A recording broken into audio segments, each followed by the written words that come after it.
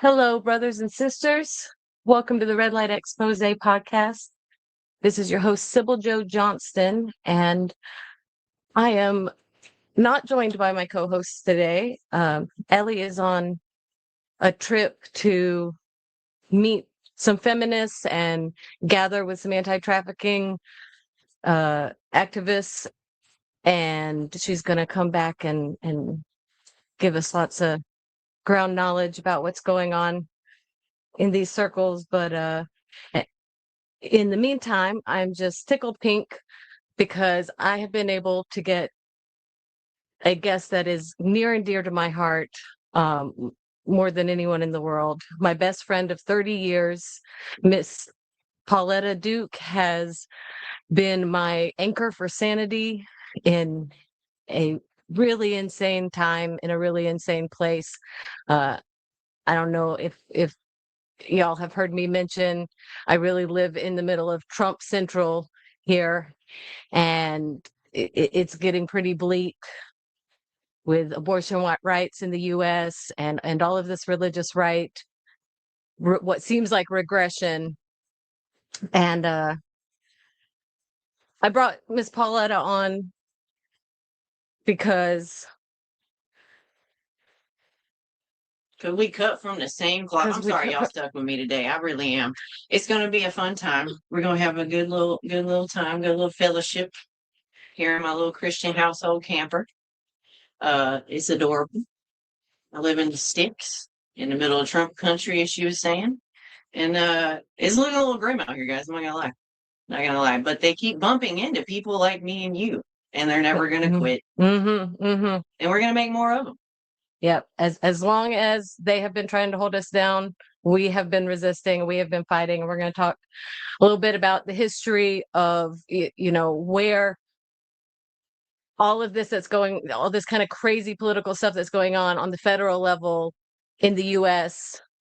It really has its roots down here in the South, in the fundamentalist Christian movement. And so we're going to get into the history of that movement, the historic moment that it started, and how it's been pushed and how it has grown to this nationwide level that we see. You'll get to see how it naturally turns into this snowball that just keeps on going forever and ever. The machine has become something that they don't have to really get in rooms and practice and try so hard to figure out how they're going to keep us down. It's already just in place. The systems are in place. It's alive and thriving, and the conditioning goes for generations back in these woods and these little churches with their wooden pews. It's very hard to break through any of that, but recognizing the patterns is a huge part of how you can come through with some sense and dignity left intact. You might be alone. But there's light at the end of the tunnel. There's a lot of good in these little down home churches too. The fellowship that women have between each other in these places, they're not, you can't get it anywhere else. We're not in a big town. We're not in a big place. You don't go find a book club down the street at some little, there's none of that. You go to church. Yeah. And it's where you find your people, for better, for worse, or indifferent. It's what you got. And that's what we had. And somehow we still got here. Yeah. So before we get into it, I do think that Merle is listening, and I want to wish her a happy belated Mother's Day. Yes, ma'am. And I hope that she is snuggled up with her babies right now. And I just wanted to say that. So I'm gonna go ahead and jump into the history of what fundamentalist Christianity is, and then I'm sure we'll go off on 100 different side trails as we go. I do wish we had Merle here to keep us on track, because we're going to probably just be jumping all over the place. Y'all please try to keep up. I am keeping my eye on the comments, so if we say anything that doesn't, all of this kind of comes second nature to us. We were steeped in it from a very, very early age. So there will probably be times where we are talking, I don't like saying above your head, because that ain't it, in a different arena. I guess. So if you have questions or you want things clarified or whatever the case, pop in, jump in the comments. Also, just say, hey, I've never done this kind of thing before. I think it's going to be a very fun time, and I like engaging with people. So it looks like Miss Carolyn Pugh Roberts is here. She's in the comments. Hey, girl. Hey, Carolyn. Oh, you love her. I'll show you some of her videos. She's a fierce warrior woman. Nice. She's been on live. She comes on lives with us every now and then. All right, so I'm going to jump in to what I have researched here about what is the fundamentalist Christianity movement. Fundamentalist Christianity is used as a kind of an umbrella term for a movement of strict reactionary religious groups and their teachings that were popularized around the turn of the 20th century here in the US, especially across the southern states.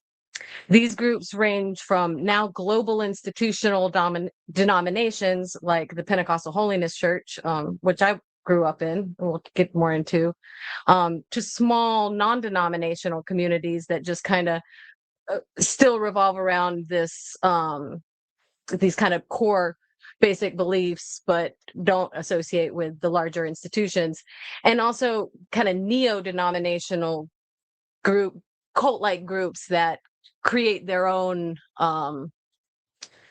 little strict denomination that maybe only has 30, 40 people in it. But again, like the underlying core beliefs run through fundamentalist Christianity, and they're all kind of generally characterized by practices of separation from mainstream society, rigid adherence to religious doctrine and practice, and professed belief in the literal historic truth of the Bible, especially the magic bits. And that part's really important. And I know we're about to have a lot to say about the magic bits, but that's a whole other gallon bucket of trout bait. But before we get into our experiences, I just want to give us the context for where these beliefs were coming from. Because the fundamentalist teachings were a response to changes in theology at the time, where religious leaders were starting to view the Bible as a literary document, stories written for moral lessons, but not a literal account of the natural and human history. For that, most Americans were looking to science and academic research. And see, the fundies were criticized then, just as they are now, for their aggressive anti-intellectualism. And I think a lot of liberals get really confused by, like, why on earth would a group of people be against knowing things?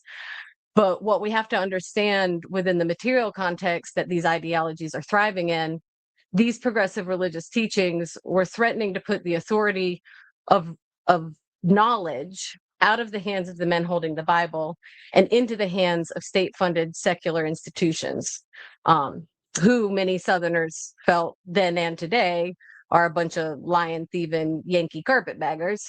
Well, yeah. And to be fair, of course they are. But all of this argument over this belief or that belief, what they're really arguing about is, who are you going to trust, me or him? It's a loyalty test, and don't forget that if you make the wrong choice, there will be consequences. So it's not so much about actual belief or non-belief in the magic as much as it is about showing loyalty to that local authority. And of course, all of this was happening within the context of the social upheaval that started at the end of the Civil War, as white land and slave owners scrambled to maintain their lord-like monopoly of power and influence in newly freed states.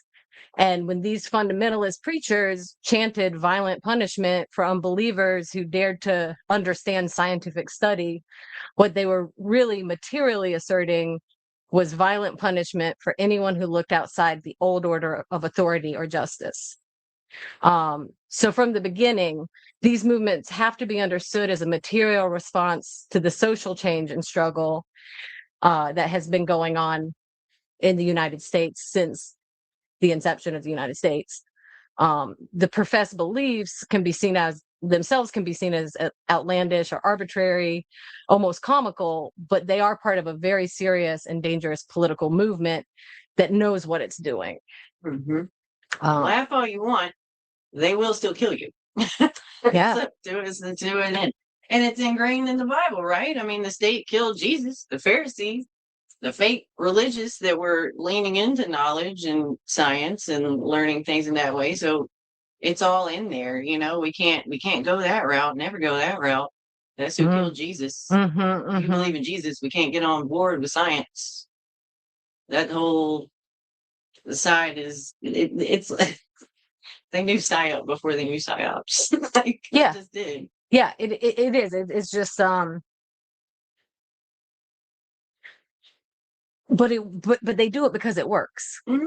And by the middle of the century, we see these groups adapting to the growing civil rights and liberationist movements, entering politics in these more visible ways, pushing for these maniacal anti-abortion messages and tactics, opening private Christian schools for the explicit purpose of circumventing integration.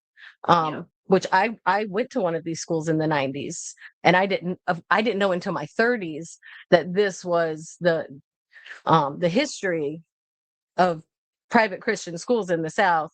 And they're all over the place. Every county has little, and they're just little, like, a couple trailers out in the woods. Yeah. With a class size of 30.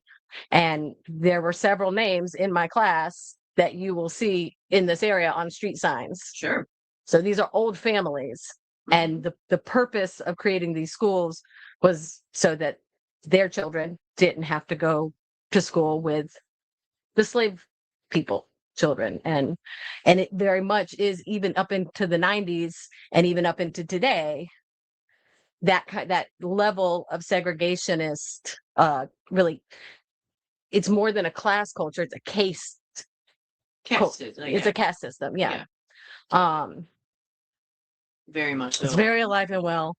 And so by the 90s, this political movement was really pushing forward. And I think a lot of liberals kind of, like, didn't take it seriously and kind of laughed at it. They laughed, and that was all, post satanic panic. And so there was this new influx of really hard line pushing out anything that was not the language of the Bible. I remember my grandma, like, she had a crystal hanging in her window in the kitchen. Just, oh yeah. And someone If my grandma had known that, I her, wouldn't be allowed to hang out with you. Well, so my grandma found out, like, oh, well, crystals are used in witchcraft, and that's some Satan stuff. So we got in the car, she had to make a whole big deal about her destroying this evil piece of pagan whatnot, and threw it out the window, driving 60 miles an hour. Had to destroy that evil, get it out her house, because demons, I guess. Yeah. And that level of, again, that rigid. So we're going to get into kind of what these core beliefs are, and how these rigid social standards are used in high control groups. So we're talking about the religious right that we grew up in, and that we're really surrounded by locally.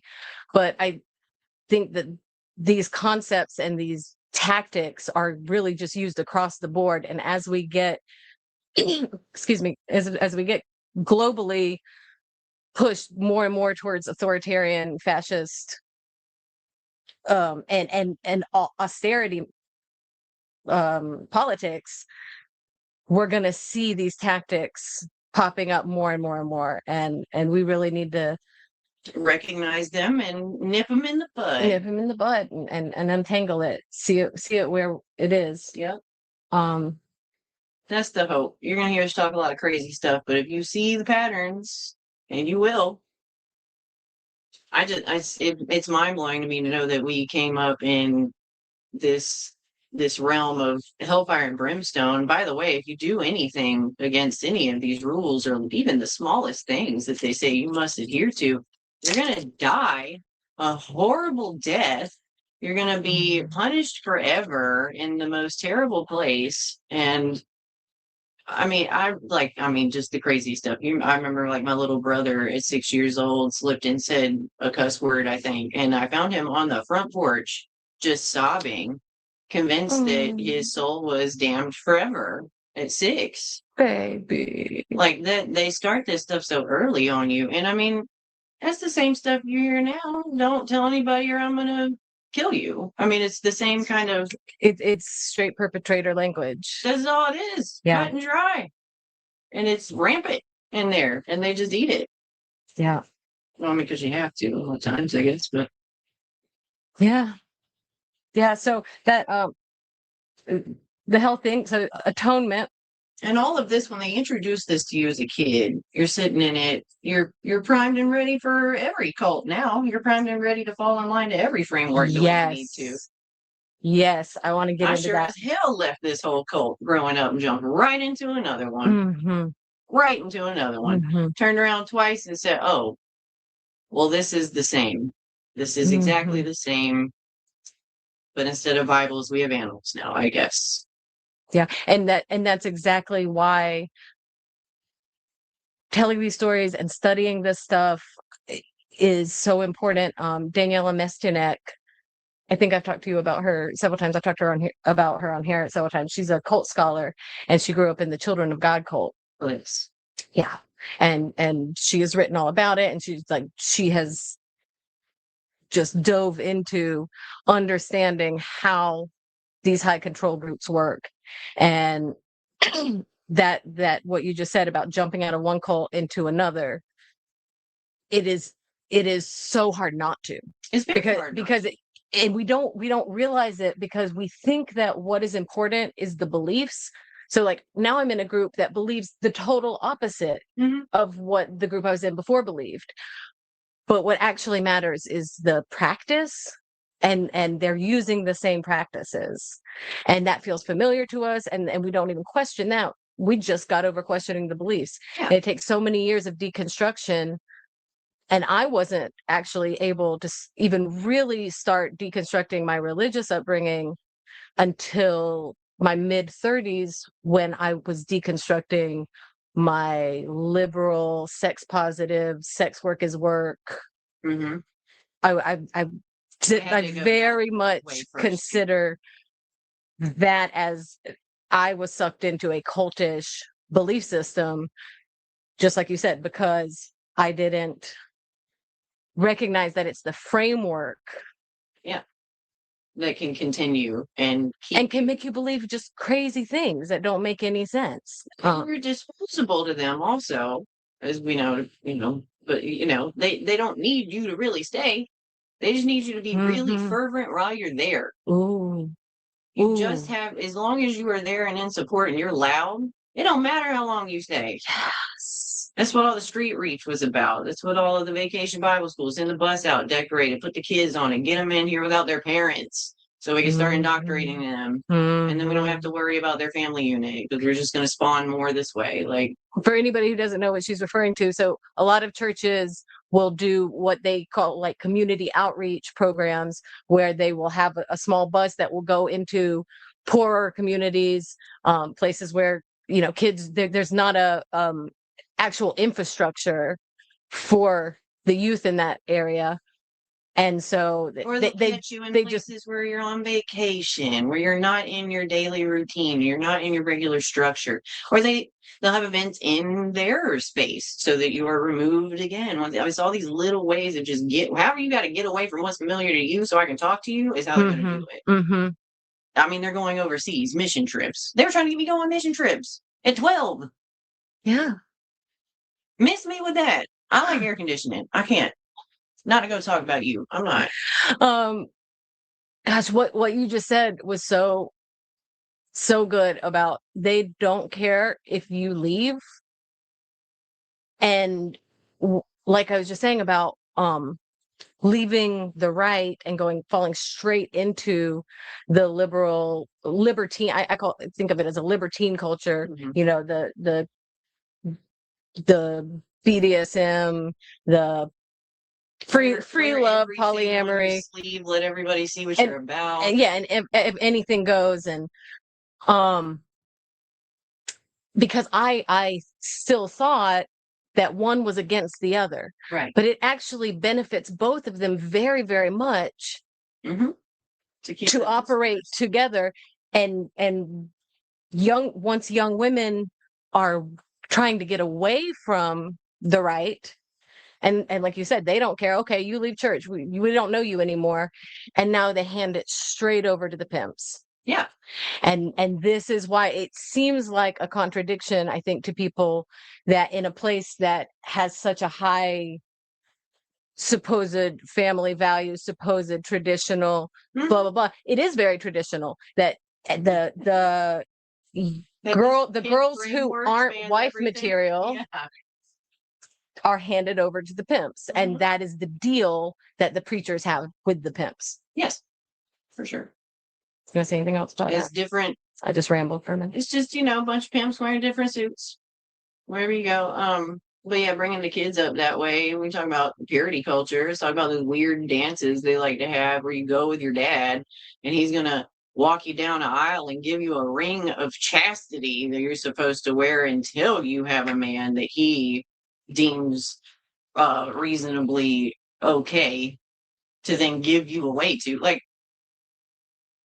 what does that sound like to you? You know what I'm saying? Like, here's one, got a live one. You know what that sounds like to me? That sounds like Virginia Giuffre, who wrote an amazing memoir about her experience being victimized by Jeffrey Epstein. Mm-hmm.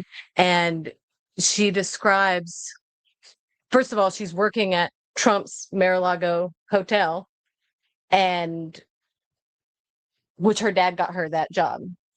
Right. So maybe that's a coincidence, but her dad driving her to Epstein's house at your 16, 17, even 20-year-old daughter comes home and says, I got a job as learning how to be a massage therapist, and I'm going to go to this guy's big mansion. You know what time it is, dude. The dad knew what time it was. The dad knew exactly. Yeah. And they're going, oh, that's, better than her, I guess, going off with the guy from high school that's never, at least she'll have money if she falls into this pimp dynamic and not the other one. Right. Money will keep her safe. Right. But which we all know is the fundamental understanding that we sell our daughters. Yeah. It and totally crosses the aisle. Not even batting a lash about it. Just like, oh yeah, she's gonna be locked into a marriage where she's gonna, have to take care of home and never have a life and all the things that go with that. And they're like, yeah, that's the thing I'm gonna hand her off to in one way or another. Or you have my situation where I ushered my parents to Christ, which was strange. I grew up, I was the Bible thumper. Mm-hmm. My dad used to talk against my beliefs and say, that's all crazy woo-woo stuff. Like, it's just not like that. To the point that I ended up praying him into a church. And so while he had this conflict going on within himself of knowing what those kind of structures can do to a girl, he struggled really hard. I'm the oldest too. He struggled really hard trying to figure out how to navigate a sexual creature as a human of a certain age. Like, he didn't know what the hell to do, and it broke his brain. He wanted to just keep me completely untouched forever, but also that's not feasible because you got to get married, right? Yeah, or what else are you going to do other than make a home? Like, oh, I guess someone's got to do it. Like, it created such a weird space for me when I came into the age of being able to get into any of that. Heavily conflicted. And just like you said, it goes from keeping yourself pure and like staying right for your husband and doing all that to like, okay, well, now I haven't done that and I'm not marrying that guy. Jump to the left. Mm-hmm. Wow, it wasn't that big of a deal. Wow, I do feel a little empowered because now I'm out from under my dad's roof. Mm-hmm. All of that he was talking about wasn't fucking real. He didn't know anything. Like, I'm gonna go over here and run the rows and paint the town red and do whatever I do. And years later you go, oh, okay, that ain't it either. That wasn't it. That sure wasn't it. Yeah. But I very rarely have seen anybody come out of it, turn away as I did, and go to just like, a casual reality. I've never seen that. It's always an extreme jump to the other side, which ends up just being a whole other menagerie of exploitation. in one way or another. So, let's see. Somebody had a question. Fun Cow Mixes was asking, so the jump, to talk more about the jump between the extremes happens because of the familiarity with the framework. So a lot of what happens when you're making this jump, you already done it, and they're all very loud. They're very extreme. You got to jump into the rhetoric. You got to learn it. You got to know it. You're doing all that while you're processing what you just left. Whatever you just came from, yes, that framework has been ingrained in you forever. And while you're bucking that, going, that's not, that wasn't it, that didn't work, I can't do that. It's so in your being, you're on autopilot because you're still processing trauma. Mm-hmm. You are processing the trauma that you went through. Your framework is still there, and you're just trying to survive at that point. So when you jump to that other side and they're giving you opposite framework, opposite values, same framework, opposite values. Mm-hmm. You're working through trauma. You're on autopilot. You're following your framework. It just has different jargon to it. So you think you're doing something different, but at the same time, your body is just doing it. You're just in the same framework, and you haven't seen the end of the fucking tunnel when you're in this new jack stuff that you're learning, and you're having to unlearn all this opposite stuff that you came from. You're thrown into this new exciting stuff that, oh, and they really hate it on the other side. I must be doing it right. Mm-hmm. So that fuels you a little bit.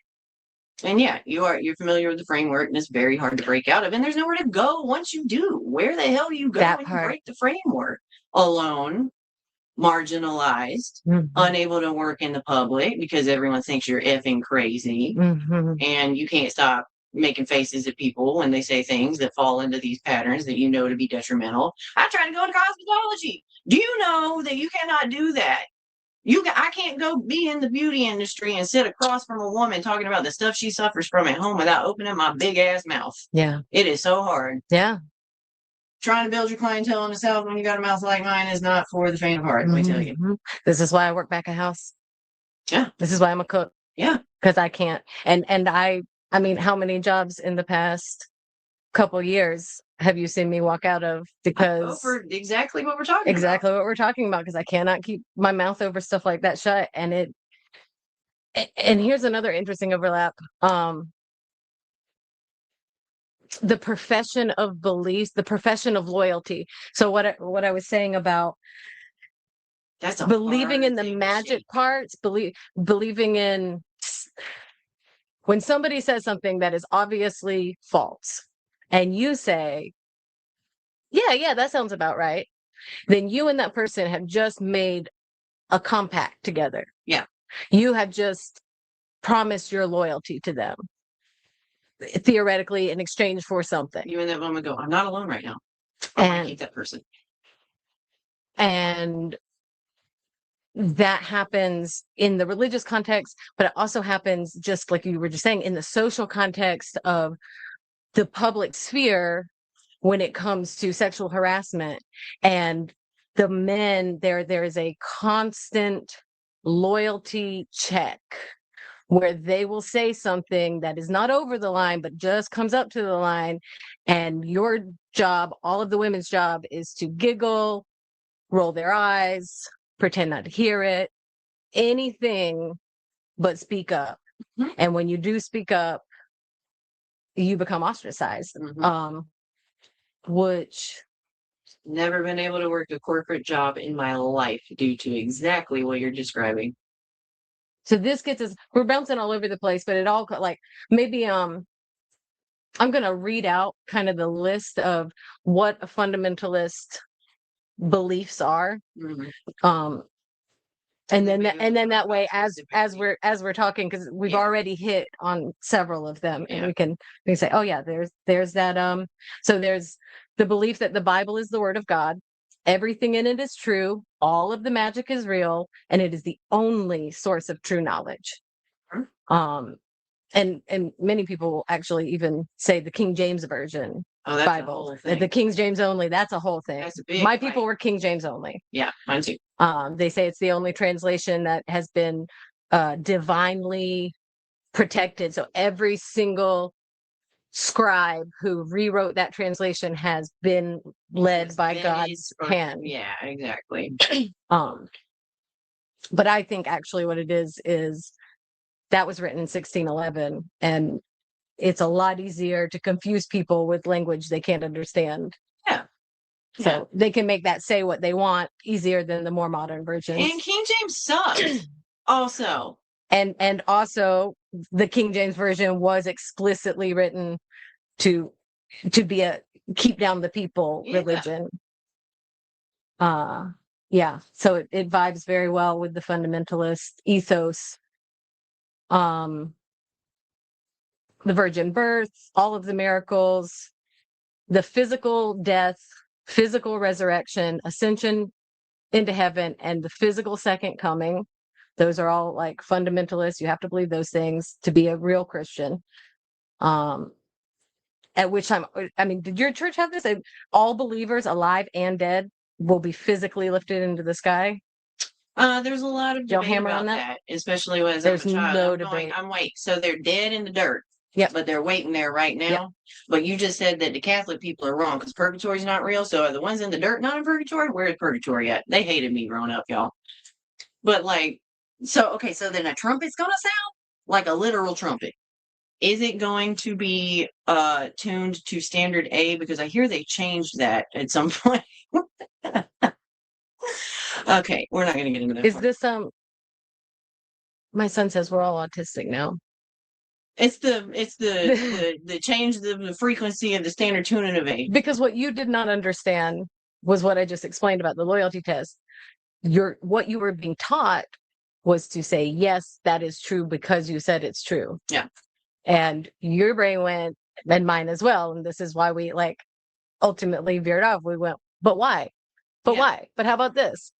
I'm a Gemini, so I say why a lot. I always have, but I can't help it. They really, really had a tough time with me in Sunday school. I'm not gonna lie. God bless Nana. I do. I will say I had some really good mentors. I had some that would definitely water down this stuff to just hey, here's some basic ways to be a human in the world, and you have to be nice, and you have to have love and compassion.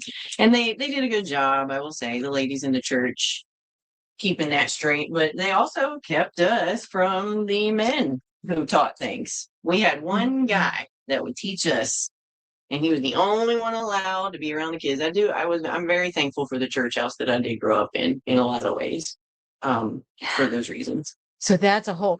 So today's live is just going to be a very tip of the iceberg. I'm trying to lay out the outline of what's going on down here, but there's so many paths that we could go down that are so deep, and we will. Yeah, ask your questions, ask your things. We will build on this for sure. Yeah, because we're trying to untangle. We're trying to figure this out. But what you were just saying about, I think is so important and so missed, is how these communities, there's almost there are communities within communities. There are religions within religions.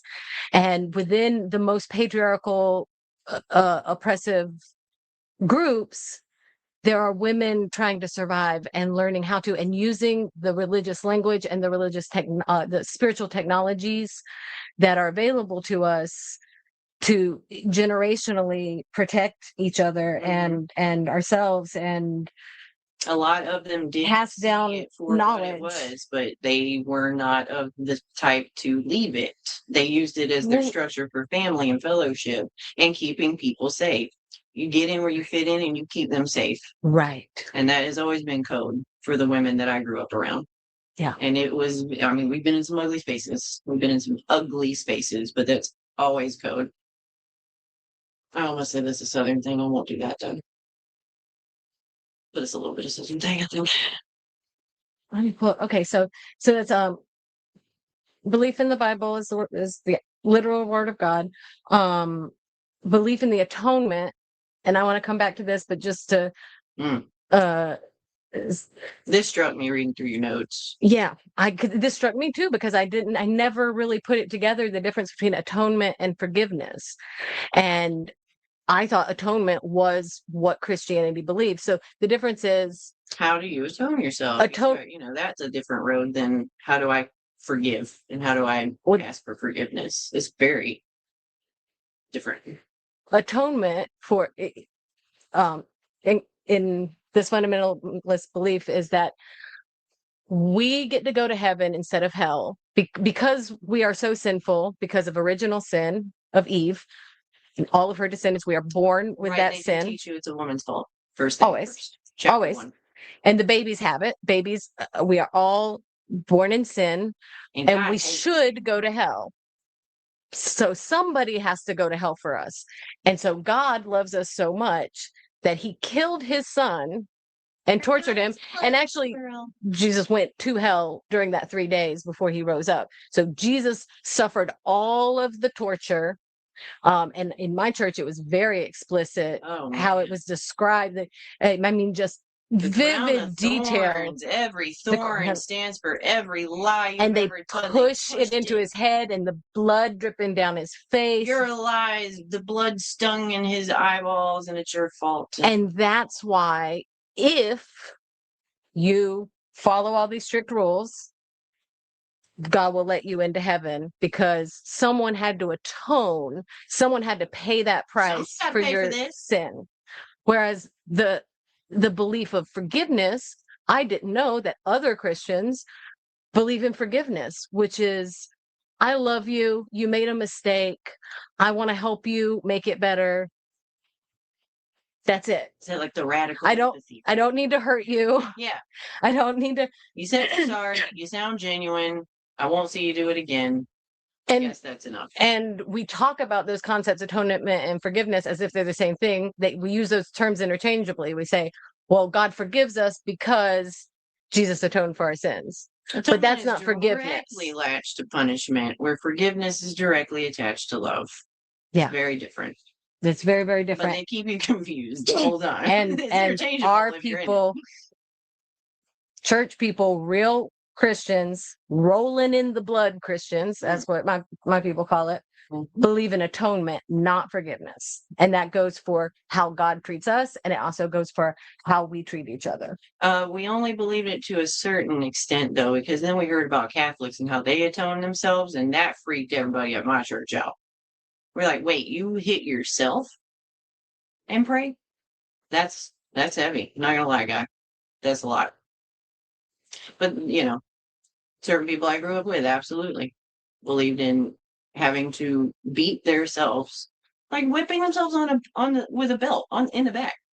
Oh, wow. To pray and reach some level of atonement. I didn't know anybody who did that. We would just do it for someone else to do it for you. Someone else got to do the switching. That's what I'm saying. Someone else has got the belt. My little church found they said they do what? Who taught you to do that? That is crazy, baby. Come here. I'm gonna give you the forgiveness with the love. Let's do that. Let me show you that.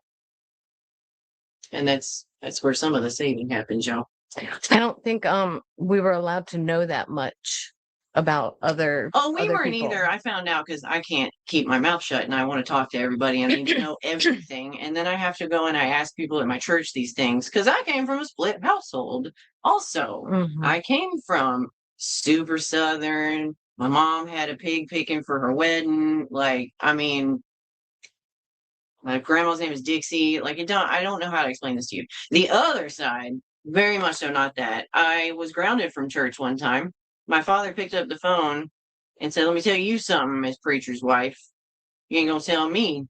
and laid into her because she called to say, I just don't agree with you using the church as punishment just because she got subpar grade on her report card. We've got a Christmas play going on and she's in the Christmas play. Like, we can't have the play and he's like, I don't care. So I had this huge, your dad did not want the church owning you. No, he did not want the church owning me. And then he was like, I don't want to own her, but I have to own her, but I don't want to own her. Oh, I was going to ask you earlier, when you were talking about you bringing your parents into church, do you think that your dad's conversion and even on into his adulthood, now he's the one trying to talk to you about your soul? Do you think heavily? Do you think that, because the first thing I was thinking was it's so interesting thinking of a grown man coming into these communities and buying into it Well, they Like, I use understand the from being a kids, kid. and there's a verse in there that says you got to have faith like a child.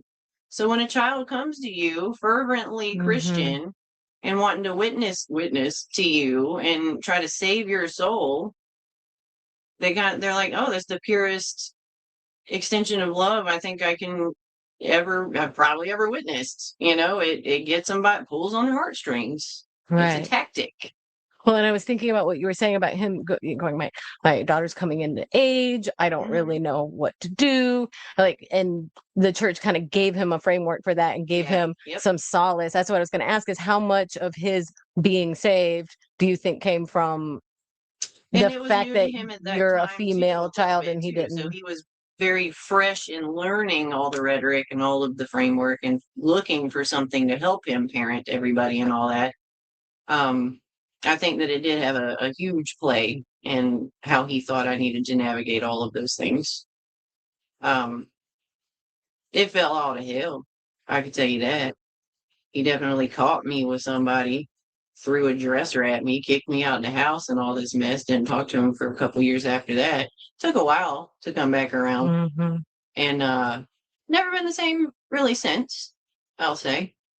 But hasn't completely destroyed our relationship. But I mean, if anything, we're more open with each other now than we ever could be. That's it's so interesting to me. Do you want to know what was the biggest thing that conflicted my spirit about my dad not being saved? Having sex out of wedlock. He was with my stepmother. And they weren't married. And they were not married. And because I am a girl of a certain age in the church, the one thing that they thump on the most is keeping yourself pure, not having sex before marriage, and that being a whole part of the institution of it all. So that was like my number one push to my dad. Like, you got to get saved. You can't have a child out of wedlock. Everyone's going to hell. You make me feel like I'm going to hell, like, because you're my dad and I live here and whatever. Right. Yes. I can't live pure if I'm in your house. Right. And this leads because you're supposed to leave everything that's not whatever. So I was like, well, I guess I gotta go. And he's like, well, you're 12 and you can't. So I guess I'll go to church. Like, I don't know. We figured it out, I guess. But it was elbows and assholes all around. Yeah, I find that really, really interesting. It does seem that a lot of relationship to religion has to do with sex. Culturally, my mom was the only reason I was raised in the church is because I think that was the stipulation for my grandparents helping her raise me. Right. It's always ties like that. Because she was the black sheep and she had gone again. They're all these Bible thumpers are hypocrites and they're, she knew who they were. They're blowhards, and she was single, independent, short hair. Yeah. Ran her own company. Can't have a spinner in the church. And so she never bought into any of that.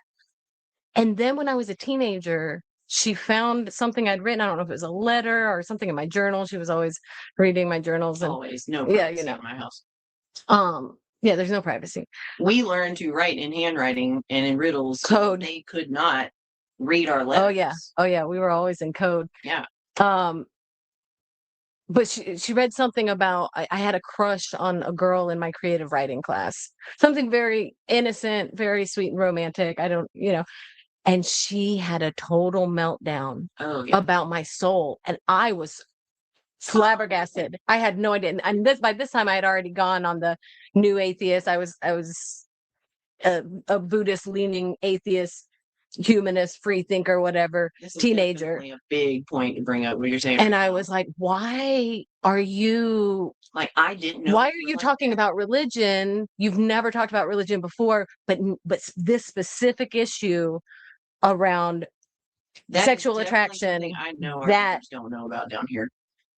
People who you can look and think, you see them in a bar, you can see them at the strip club. You can see them literally doing anything, anywhere, and you'll think, oh, okay, they definitely don't come from that. They definitely don't subscribe to that. And then you'll say one comment, and it'll pop the load off. And they're like, no, suddenly they're Christian, and they stand for this, and they're all about this and that. And I'm like, but I just watched you X, Y, and Z. That's the thing you hear people saying. They get to the revival and they're dancing and it's just like the club last night. Like, yes. And if you don't, Like the conditioning is in there so deep that even the ones that you think aren't on the Trump train or not Bible thumpers, they are, because it's in the dirt down here. That conditioning, that framework it's so deep. It's so deep. Well, and again, because they believe in the framework. The reason they believe in Trump is because they believe in this this hierarchical. They have to have a structure, it's competition mindset. They believe in the power. Alpha packs bullshit, which, by the way, that man spent most of his life trying to debunk his first statement. I don't know if anyone knows that. Coming from the animal realm, the guy who studied a wolf pack and decided the alpha male theory. Yeah, I saw you. Alpha male theory. And then he was like, immediately was like, wait, no, I got it wrong, guys. And they're like, nope, running with that. Running right on straight through with that. And he was like, he spent the whole rest of his career trying to say he was wrong. And you couldn't hear anything about it. Nobody cared. They're like, nope, love that first thing. He should relax. They're going to do that with anything. Oh, it could have been a turd floating on top of the fucking toilet. It still would have been like, it's literally anything. Anything to prove they're fucking But so we talked about the atonement, the belief in the literal Bible as interpreted by your leaders. Prosperity gospel, I think, is the next thing that you were even just touching on with. Oh, the flavor of religion that's kind of coming in right now, because there's the Christianity, but there are so many different. But prosperity gospel. So the idea that God gives gifts and blessings to people who serve him in this life. Right. And people who are doing really, really well, who just happen to own everyone else. They're trying. That's because God loves them. Loophole in the language to make room for billionaires. And if God loves you, then he'll give you all this too. But I don't think this is new. I remember this from when I was a kid. It's not at all. But our churches used to keep them at a distance, and they'd use them for the effervescence, maybe once, twice a year during revival. Those evangelists have to travel. They can't stay still because they're seen. They've gotten brazen, and now they're opening mega churches where they have thousands of people listening to them and feeding them and giving them private jets, and nobody cares anymore. Because Jesus used to stand for, minimalist. He wasn't money crazy. You don't need all the fluff. Like it's a bad road to go down. And they're like, well, let's change that. Let's create this other sect that's going to travel another road where it's all okay. And they stepped away from all of that. And they find ways to justify and validate that, well, we're doing this for the poor, and we do this for our community, we do this for the church. You're still in a private jet. I don't know how to make sense of that. And they're trying so hard to make it work. It's just a matter of scale too, because the local preacher has got a very nice little house next to the church and a very nice little Lincoln Town car.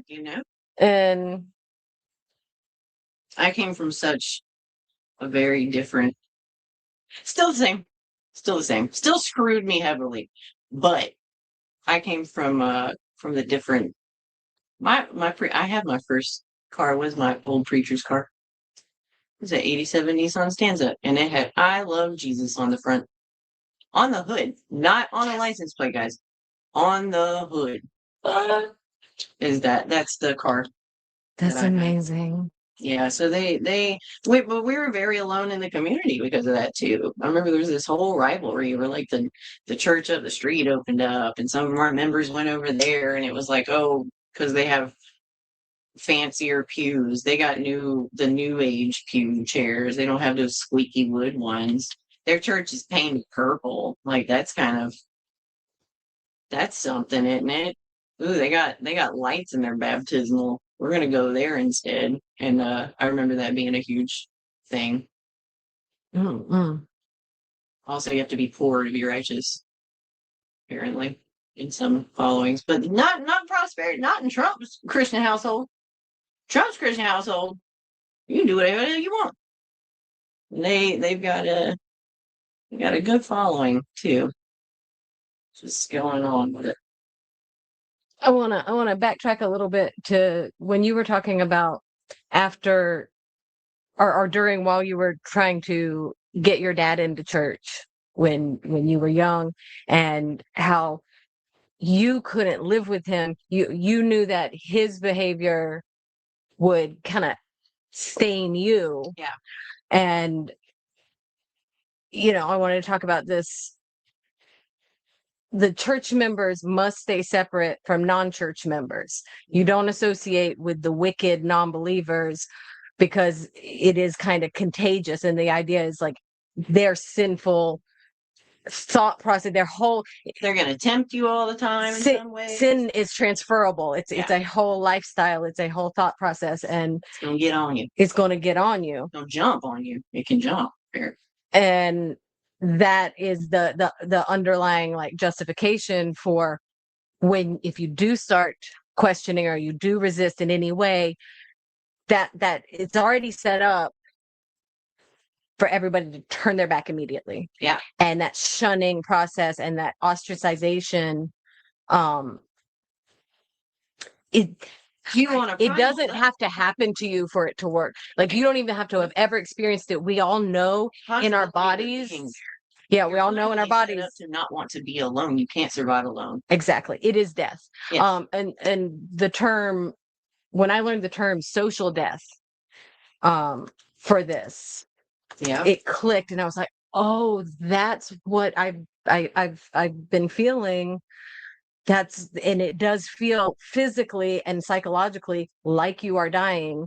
It feels a little, but you also never feel more alive. And that's why it's confusing, and you got to dig into what that definition was. It's crazy. Yeah. So that works really, really well. And that is another thing that goes across high control groups. And I don't want to say cults because I think it's more of a spectrum, to the extent that a group is controlling you. Under the understanding of knowing it's absolutely the worst, most evil, terrible thing. Right. That's what I'm saying is there are spectrums of control that we can look out for in our personal relationships and institutions we're a part of. But this shunning and tapping into that fear of social death is really just goes. If you see that in a group, you're going to see these other high control tactics. Yes. Like that is kind of the biggest red flag, I think. Wait. Yeah, definitely. If you see something, say something kind of situation. I hope all of these things that we touch on can help people recognize the flags and the patterns. We've got some comments here. Bun Comics is asking about medicine. Is medicine frowned upon inside these communities? And what forms of medicine? It depends on your fundamental particular flavor you're indoctrinated into. Mine was not so. God, you're talking about healing though. Ooh, man. So medicine's not the worst from where I came from. You got a headache, take an Advil. But that's not where you put your faith. God's the one really going to heal you. Yeah. You don't put your faith in the doctor. You let the doctor do what they're going to do. But God gave us smart people to help us. So yeah, trust your doctor. But at the same time, pray about it. And if I have scoliosis, and I was born with mine, and it's very extreme, and it always has been. She looks like a question mark. I look like a question mark. A very glamorous question mark. It's a real hot question mark, guys. I can't even stand myself. But growing up, it was definitely I felt like I was shielded from the reality of my condition. And as a kid, I guess, it makes sense. People are not going to want to give you the detriment all the time. So it was all full of hope, all full of healing.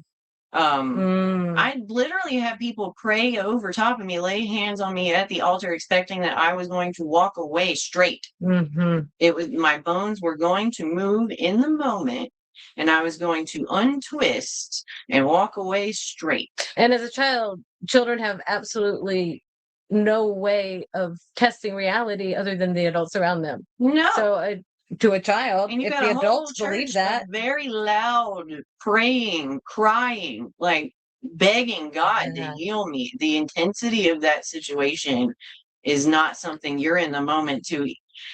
I did. I don't know how I did. I believe I was born a different creature. That's another episode. But I just remember sitting there just being like, oh, these they really think this is going to work. And I, standing there and whatever. But like, yeah, it was a whole thing. So the go talk to your doctors, medicine was okay. A lot of them, they're not though. I definitely grew up around kids that were not allowed to seek any kind of substance to remedy any situation because it all kind of gets tied into addiction and hedonism, and you're doing it to make you feel good. And maybe the suffering is part of the journey is also another part too. I still stay conflicted about that with all of my conditioning that I come from. I'm like, why spiritually, why was I afflicted with scoliosis is a question that I look into not from a Christian standpoint. I'll be studying like demons and occultism and stuff like that about it. But yeah, it's always like, well, why were you afflicted? Something's wrong with you. So why? What did you do? Yeah. What are you going to do later? You must be marked for evil kind of thing is also a little bit in there somewhere. It's interesting because that harkens back to the believing in the magic part. When you create an environment where the belief and claim to knowledge is just kind of free floating, it makes it so that everything has a reason. God has a perfect plan, and it is every single aspect. So even when something awful is happening to you, that is part of God's plan, and you have to find out why this awful thing is happening to you. And it creates a situation where you can really just make reality out of anything. Yeah, it creates that. I'm a little bit at the same time kind of thankful that I was evangelized because I have flipped script and I've turned it into what I'm doing now and how I speak now about what I believe and what I see and what I know. So at the same time, y'all kind of screwed up a little bit creating this monster because like I'm gonna stand at the pulpit and I do got things to say and I'm gonna say it real loud and with a lot of conviction and with a lot of very delusional assuredness that no one's gonna argue with. So I have remarked on that in many aspects of my life, and the sex abuse industry being a big one. So much of the framework we were able to work through and let go of, but so much of that framework is 100% alive and thriving right now in my body. Like they brought me up in such a way that everything is that just doesn't matter. Nothing matters other than making sure your soul is right and that you live righteous and that you're doing right by a greater purpose. And in that, I have found a way to turn my attention to keeping the ones that need to be kept safe. Part of my disability has given me a lot of scope and perspective on how much it matters to really help the people who cannot fucking help themselves. Give them the knowledge, give them everything so that they can find a different way or a different perspective so they can move a different way. And that's what I hope all of this is doing. We're rambling all over the place, but like not at all. Putting the pieces together and finding the frameworks. And I mean, I've even done while I talk about getting into cults and like I've been to double agent into things. You get in so you can shake it loose and dismantle it from the inside too. Like that's the thing. If you got to watch that story of that lady bringing down that false prophet of the LDS church, she spent years in there saying that I'm just so interested. I want to make this documentary about you guys. This is so great. Just fangirling the hell out of that man while talking to the women. She had to earn trust to be around them alone. It took her years, and she finally did. She busted it wide open. It's a pretty powerful documentary, but there's a lot you can do with all of this information we talk about.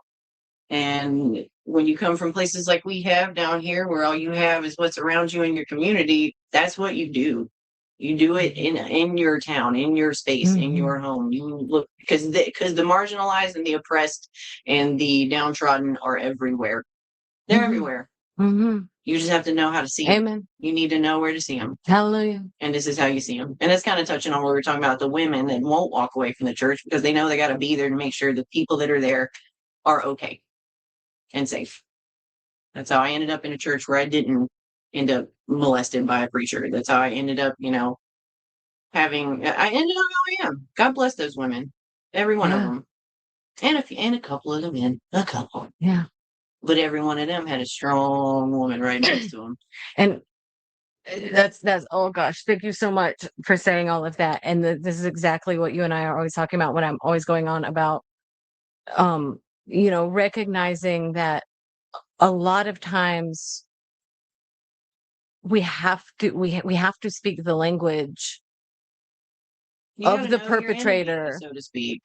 in You have order to to have know. access even to That's the only reason that woman in each the other. special was able to reach those women. She came from something kind of similar. She was trafficked as a vessel of honor. Like, I mean, the insanity that she went through. So, like, when she saw what she saw, she said, "I'm gonna get in there. I know exactly how to do this," and that's what she did, and it fucking worked like a charm. Hope is not all lost. It feels that way a lot anymore, and especially over here in this Trump. I know we have people listening all over the world and people all over the world involved, but here in this deep South mess where Trump is God, his 22-foot golden fucking statue. At the same time, You got to be here. You have to be present. It's so hard to fight that. As they're putting out these headlines of announcing the death penalty for pedophiles and erecting gas chambers. He's gonna do right while erecting statues. And I saw some discussion about it online on Carolyn Pugh Roberts' Facebook group actually, and somebody said something about it being incongruous, and like it doesn't fit to do these two things together. And I said I think it fits perfectly. I think the cognitive dissonance is the point. I think that, again, if you can put the most absurd lie right in front of people and get them to not go against it, knee-jerk reaction, say no, and it's a test. It's like, what are you going to do? Are you going to call us on the lie? Or are you going to stand there? Oh, you're going to stand there. That's what I thought. I can keep going forward. It's just a power move. And once you have that big lie, Mary Daly, I got to read you some Mary Daly. You're gonna love her.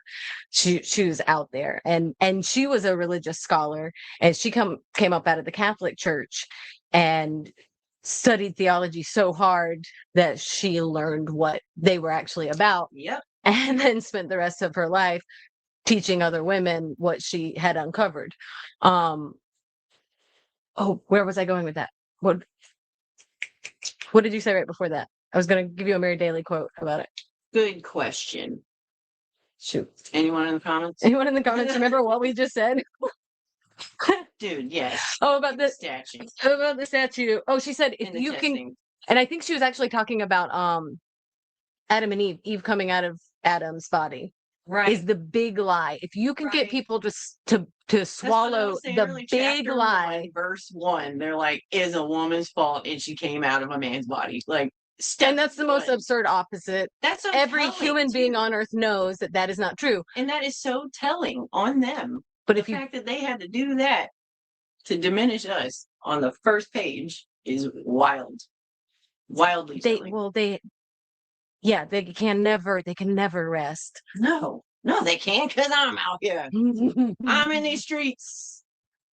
But if they can get that big, if you can swallow that big lie down, this is what Mary Daly's point was, then every other little lie just goes down. You don't even feel it. Yes. Yep. And I think that's what the statue put in juxtaposition with the supposed we're going to kill pedophiles. I think that it failed miserably. Have you seen the statue recently? No, what did they do? It's covered in shit, girl. It's covered in dirty diapers. It's covered in piss. It's covered in toilet paper. People people are so nasty. They're really nasty. I, however, love seeing shit on that. I'd love it. I'm so maybe it was. No, I also love it. A vegetarian animal shit, maybe, if that makes it more palatable for you.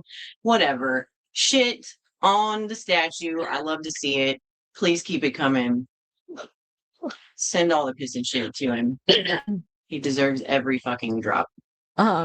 Yeah, and I hope everybody, as we're talking about this, I think we're going to have to do a part 2 because I did not do enough research for the direct connection between everything that we're talking about. So I'm more of a history, like I like to go back into the past and see where it comes from. Yeah. But since the 70s, 80s, 90s, the actual political machine that that established it, you know, what we're seeing, the Cheeto Pedo in Washington right now, he has a direct lineage back to this fringe religious movement that started sucking up our Dixie grandmas 100 years ago. Yeah. Yeah. And the good news about this is that the world he's trying to bring the globe has a history. It has strategies. You can study it and understand it. And there's a long history of resistance and struggle. And you and I are that history. I do want to say we need to keep a little bit quiet and among us, not silent, but not loud. Because the second they see any of it, it's how we say, how do we heal with this information? They say, how do we weaponize this information? Yeah. And that's why a lot of times people get down on their elders and they say, oh, my mom never told me. She never said. Well, because you got to be careful what you do say and how you say it and in front of them. That, yes. And it has taken me this long to really understand that. Soapbox on the left. You remember when I was young, I mean, and I still kind of am, I'm so pissed. Mm-hmm. Nobody tells us anything. Right. What the women will not talk about anything. And it's exactly right. The reason why. It's a balance, and it's art, man. There's art to it. And it's that's the responsibility secret religion within the wider religion. Yeah. And it has to stay secret, but also we have to be able to pass it on. Yeah, we do got to let go a little bit. We've been a little retentive for a little too long. So, and I see it's happening, and I'm glad it's happening. But do remember, anytime you're speaking to anybody who you see needs help, you recognize the signs, you want to talk to them, recognize who they might speak to, know the things they're going to say and how they're going to say it, and that other people are going to see it and find an immediate way to weaponize the thing against them. I find that might be even the first thing to tell a girl if you start having to, break things down and try to, if you're helping somebody, like, girl, please remember everybody's out to get you in this endeavor. And what we're talking about right now. Yeah. The main goal is to keep you down. So whenever you speak, know that is what it is. Anything you say is going to be weaponized against you. Let's sit with that for a minute. This really brings me into, I'm always trying to think about how to take because it's a language. Religion is a language. Mm-hmm. And it's not a language of words. Words are part of it, but oh gosh. Okay. So I've been saving my church story. Oh yeah. I haven't even woo. And so much of what we're talking about, maybe I should go ahead and tell my church story. And then, so y'all, I did a little bit of field research last night. After I got off of work, I was running late and the Spirit moved me. I said, no, I'm going to make it. I've been threatening to go back to church for years. Like every 6 months, I'll go, I think I might attend a church service just to see what it's like. And then of course I don't. And I drive by the church. So the church that I grew up in, it's right up the road from here at your place. And I'll drive by there and I'll get like a goosebumpy feeling. And then I'm like, no, I'm not going to do it. Last night I did it. She did it. I did it. Lord help us. I'm going to tell you. I didn't know if I was going to catch a flame when I walked in the front doors. Yeah. Well, that's what they used to tell us when we were teens. Like, what do they say?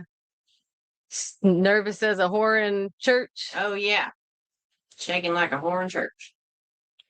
Before I get into my story, let me see what looks like we've got some comments. I just want Ellie's here. Yay. Hey Ellie. Ellie's on the train.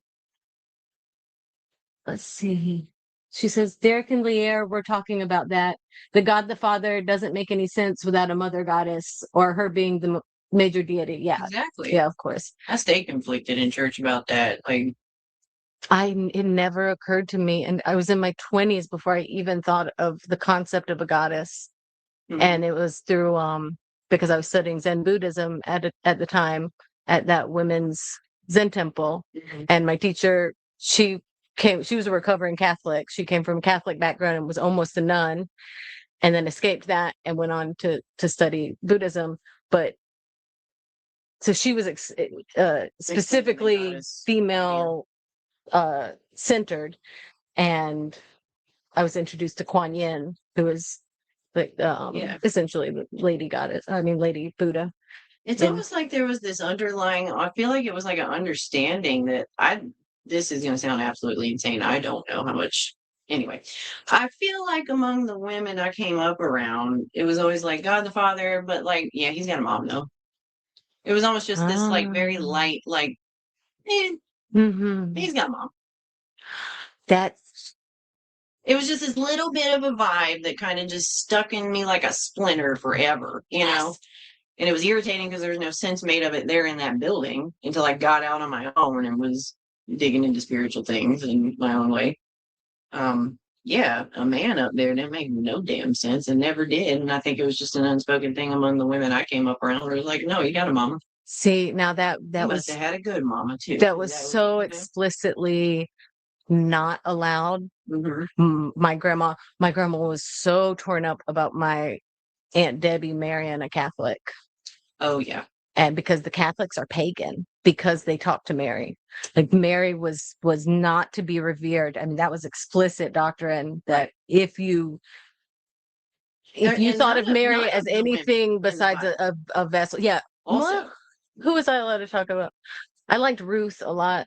Yeah, there were some, but it was always like, oh, that one that washed his feet. Yeah, she was a whore. Yeah. Oh, that one that, yeah, but there's whores and nice, quiet women. The way that they describe Bathsheba putting on a show for something, like, no, he's a peeping Tom. He saw something he wasn't supposed to. She wasn't putting on no show for no man. It just, every little bit of any of it, it was like, I don't know. I saw through it, and it might have been because of the women I had around me, is what I'm saying. Ellie says, if I'm not misinformed, Trump's grandfather has a history with seedy clubs involving sexual exploitation, but she wants to triple check that. Oh, if you don't find it written down, if it walks like a duck and it quacks like a duck, it's a shitty white man running some bullshit like that. Like, no, honey, I promise you. I do know what he did do that is on paper. Opened up slum villages for, supposedly marginalized people to have affordable places to live, and then was marking every application of what race people were and just marking in big red pen colored. And he literally opened it up under the guise of helping the Black community in New York City and then shat on it. He's that guy. Mm-hmm. He's 100% that guy. And he does come from all of that. That's his lineage. Trump's lineage is that. And I want to say, they'll exploit anything. They'll exploit a dog. They'll exploit anything.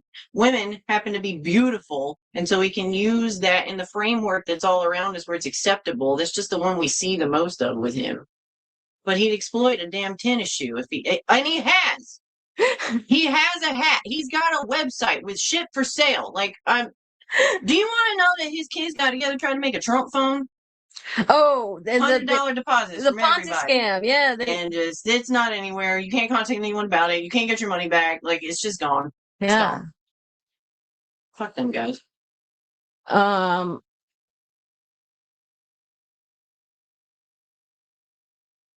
What was I going to say? But that's how they operate back on Ellie, though. That's how they operate. They had to wash their money somewhere, and it was probably a strip club. That is how they operate. And also, I don't think anybody realizes how prevalent the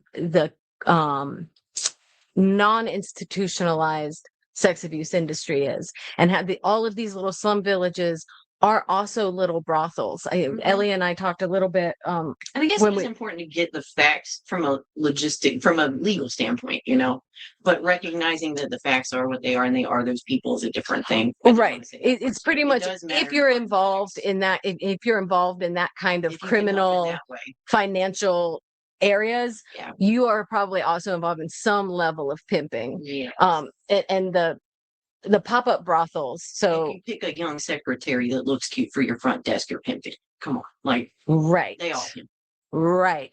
And the way that it works, we think of brothels as these the building that women are in. But a brothel can be in a hotel room. It can be in a apartment that you rent. This is the brothel. It can be in a camper.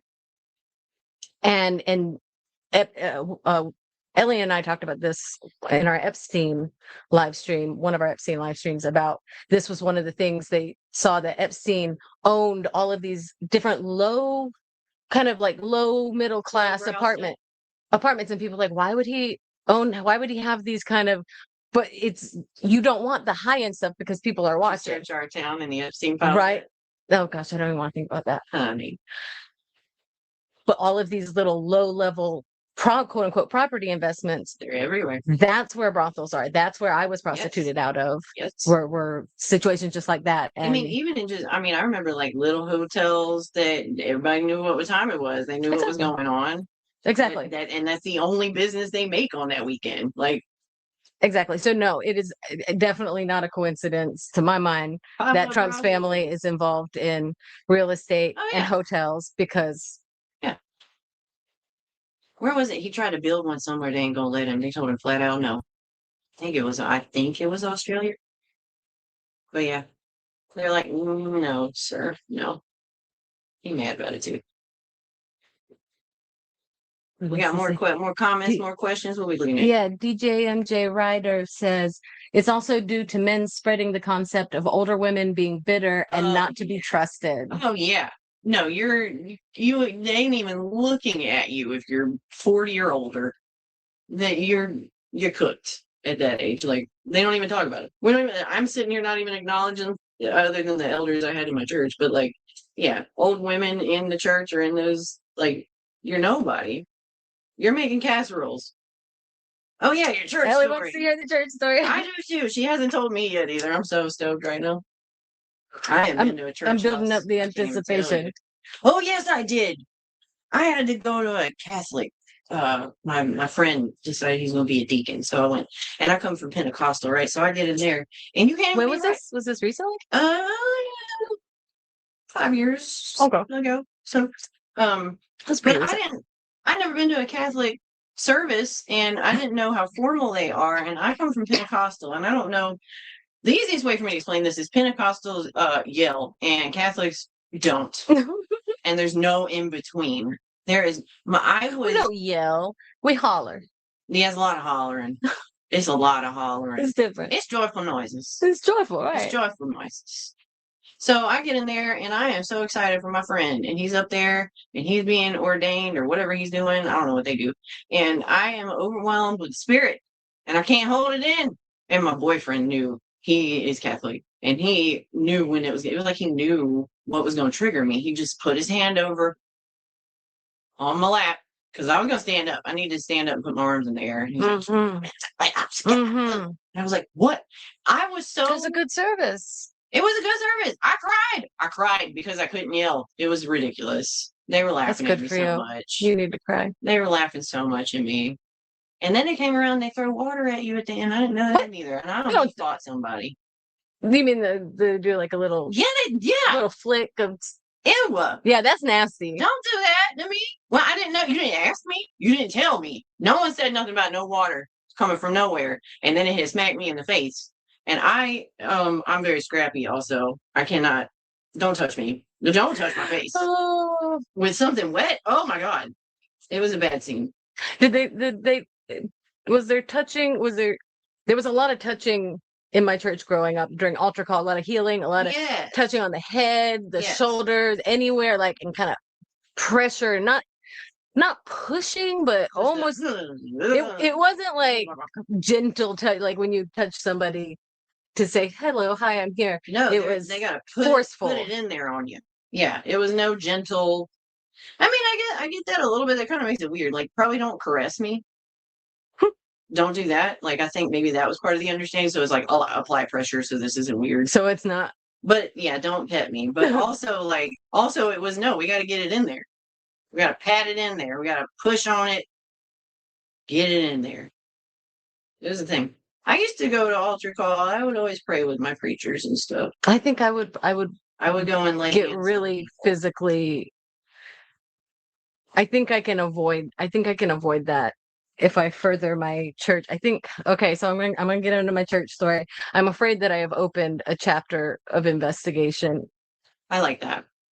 But yeah, she also needed to tell you guys the church that she went to was the one you grew up in, correct? Yes. Yeah. So like you expect this whole other feel walking in, and then you walk in and was there, wasn't there? What happened? Okay. So, to start, like I said, so I was running late. I was coming from work. I kind of ran home, found a long dress and a sweater to put over it because the long dress has a tank top, and I can't show my shoulders. Straps in church. You can't show your shoulders.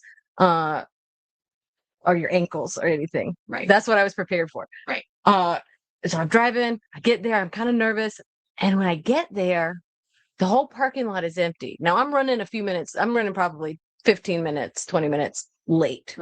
So it's all empty except for 2 pickup trucks. Okay. So I'm sorry, y'all can't see her. The face you're making. Exactly. I'm sitting here going, my little like horror movie. Spidey says, there's a building there, and there's 2 pickup trucks. Who drives those pickup trucks? Who's in that? And of course, I'm thinking, are there any women? Window for a gun rack. I expected the congregation to be much smaller than when I was a kid, just because of the way church attendance has gone in general. But I expected, like, are there women in there? Was my question. Yeah, mainly. Am I walking into a man building?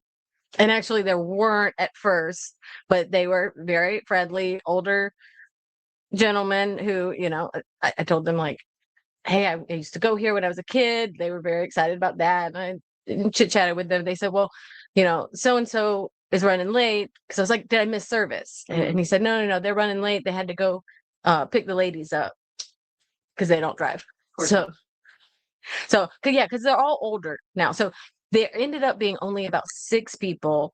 So it wasn't like a church service. I was expecting a church service. Yeah. No, I mean, when I was more people walking the door. A kid, the Wednesday night, I mean, everybody went Sunday morning, Sunday night, Wednesday night. 3 times a week. And those pews were packed, and it was all the families knew each other. It was generation after generation after generation. And so now Wednesday night, they're having this small prayer circle. It wasn't really like a whole church service. And church service usually consists of somebody saying, hi, welcome everybody. We're going to do praise and worship. Then they take up an offering. And then there's usually like an hour and a half long sermon situation, and maybe an altar call at the end. No, they're singing at the beginning and the end. Praise and worship. Yeah. That's my favorite part. It's the usual structure. Wednesday night, sometimes you'll find something different. Some churches will do like just an in-depth study of one chapter of the Bible, or, and that's what your Wednesday nights always are. One church I know only did praise and worship and singing on Wednesday night. So it varies a little bit. Right. But this one was structured. But praise and worship is always, and I think that's a term probably most people don't know the full. Worship is get your hymnal out, and we're going to sing Amazing Grace all together while Sister Moonma plays the piano very badly. But what about when after you get past the sedate songs, you get into revival music. See, so y'all didn't do this every week. We did this every week. We did it get into the uplifted hands, like you were saying. You wanted to jump up. Uplifted hands, calling back. I see what you're saying. No, Sister Moonma played on Wednesdays. Sundays was the whole praise and worship team, and that was the big. We did it on Wednesdays too. That was the the spiritual effervescence. That's what I was about to say. You've used that term a couple of times. Yes. Can you give us kind of a working definition of collective effervescence? Pattern that you'll notice everywhere in the freaking free world. Just getting a group of people together, creating a good hoopla, and getting everybody on the same soapbox to make a lot of noise together in favor of the same thing. Churches will use it. They start the praise and worship, and it's the same structure. It's usually like the upbeat stuff to get everybody kind of the blood pumping, good feelings, happy vibes, but they always turn to a minor tonality towards the end to emote everybody and get them in their feels. All the fifis and the tum-tums start coming out, and people are crying, and then it takes off like wildfire, this effervescence that happens that they talk about. And you'll see it anytime anybody does a rally for a certain politician. They all get riled up, and or whatever. Sports team loses, they run out in the streets to start lighting buildings on fire. It goes to an extreme because it's meant to create that on purpose. It's used as a tool to And it feels really Oh, it feels good. great, y'all. I'm about to start a choir my damn self because I missed that feeling. We're gonna start a choir because I don't know what we're gonna sing, but a little bit of everything. But no, there's truth in all of it, and it's real, and it can be used for good. But usually it's just used to make sure you prayed hard enough and are absolved of any sin that you had in the last week or so. Well, and it gets you into this cognitive state. Oh, a mental trance where induced. Yes, your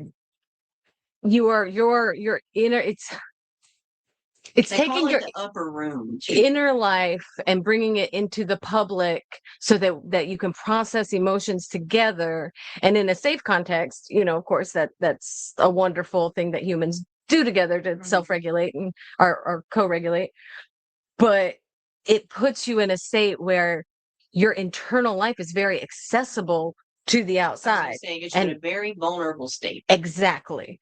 In a very vulnerable state. And it is a spiritual technology, which is a practice that can induce these states for a purpose. Because when you are in that particular mental state of vulnerability and openness, and you're on a certain wavelength, you're extra impressionable at that point. Also, in the same way that extreme painful trauma can get you to a certain impressionable point where you end up with Stockholm syndrome or whatever else, this positive feeling, you can absolutely adhere to that and want that and look for that and get it at any cost kind of thing. But and there's lots of opportunity for healing in that. There's so much power in that, because I think Ellie and I, they would do it for altar call. That's how they would get people to turn their life over to Christ. You create that energy and that emotion, or re-up. Oh, you can always rededicate. That's what it's called. Rededicate. Yeah. That's right. I would rededicate when I was a kid. I got a big high off of it because I didn't get a lot of attention. I was very lonely as a kid. I was the only child, and I was homeschooled, and I was really raised by my grandma, who was too busy doing laundry and it was like the only place you probably felt seen.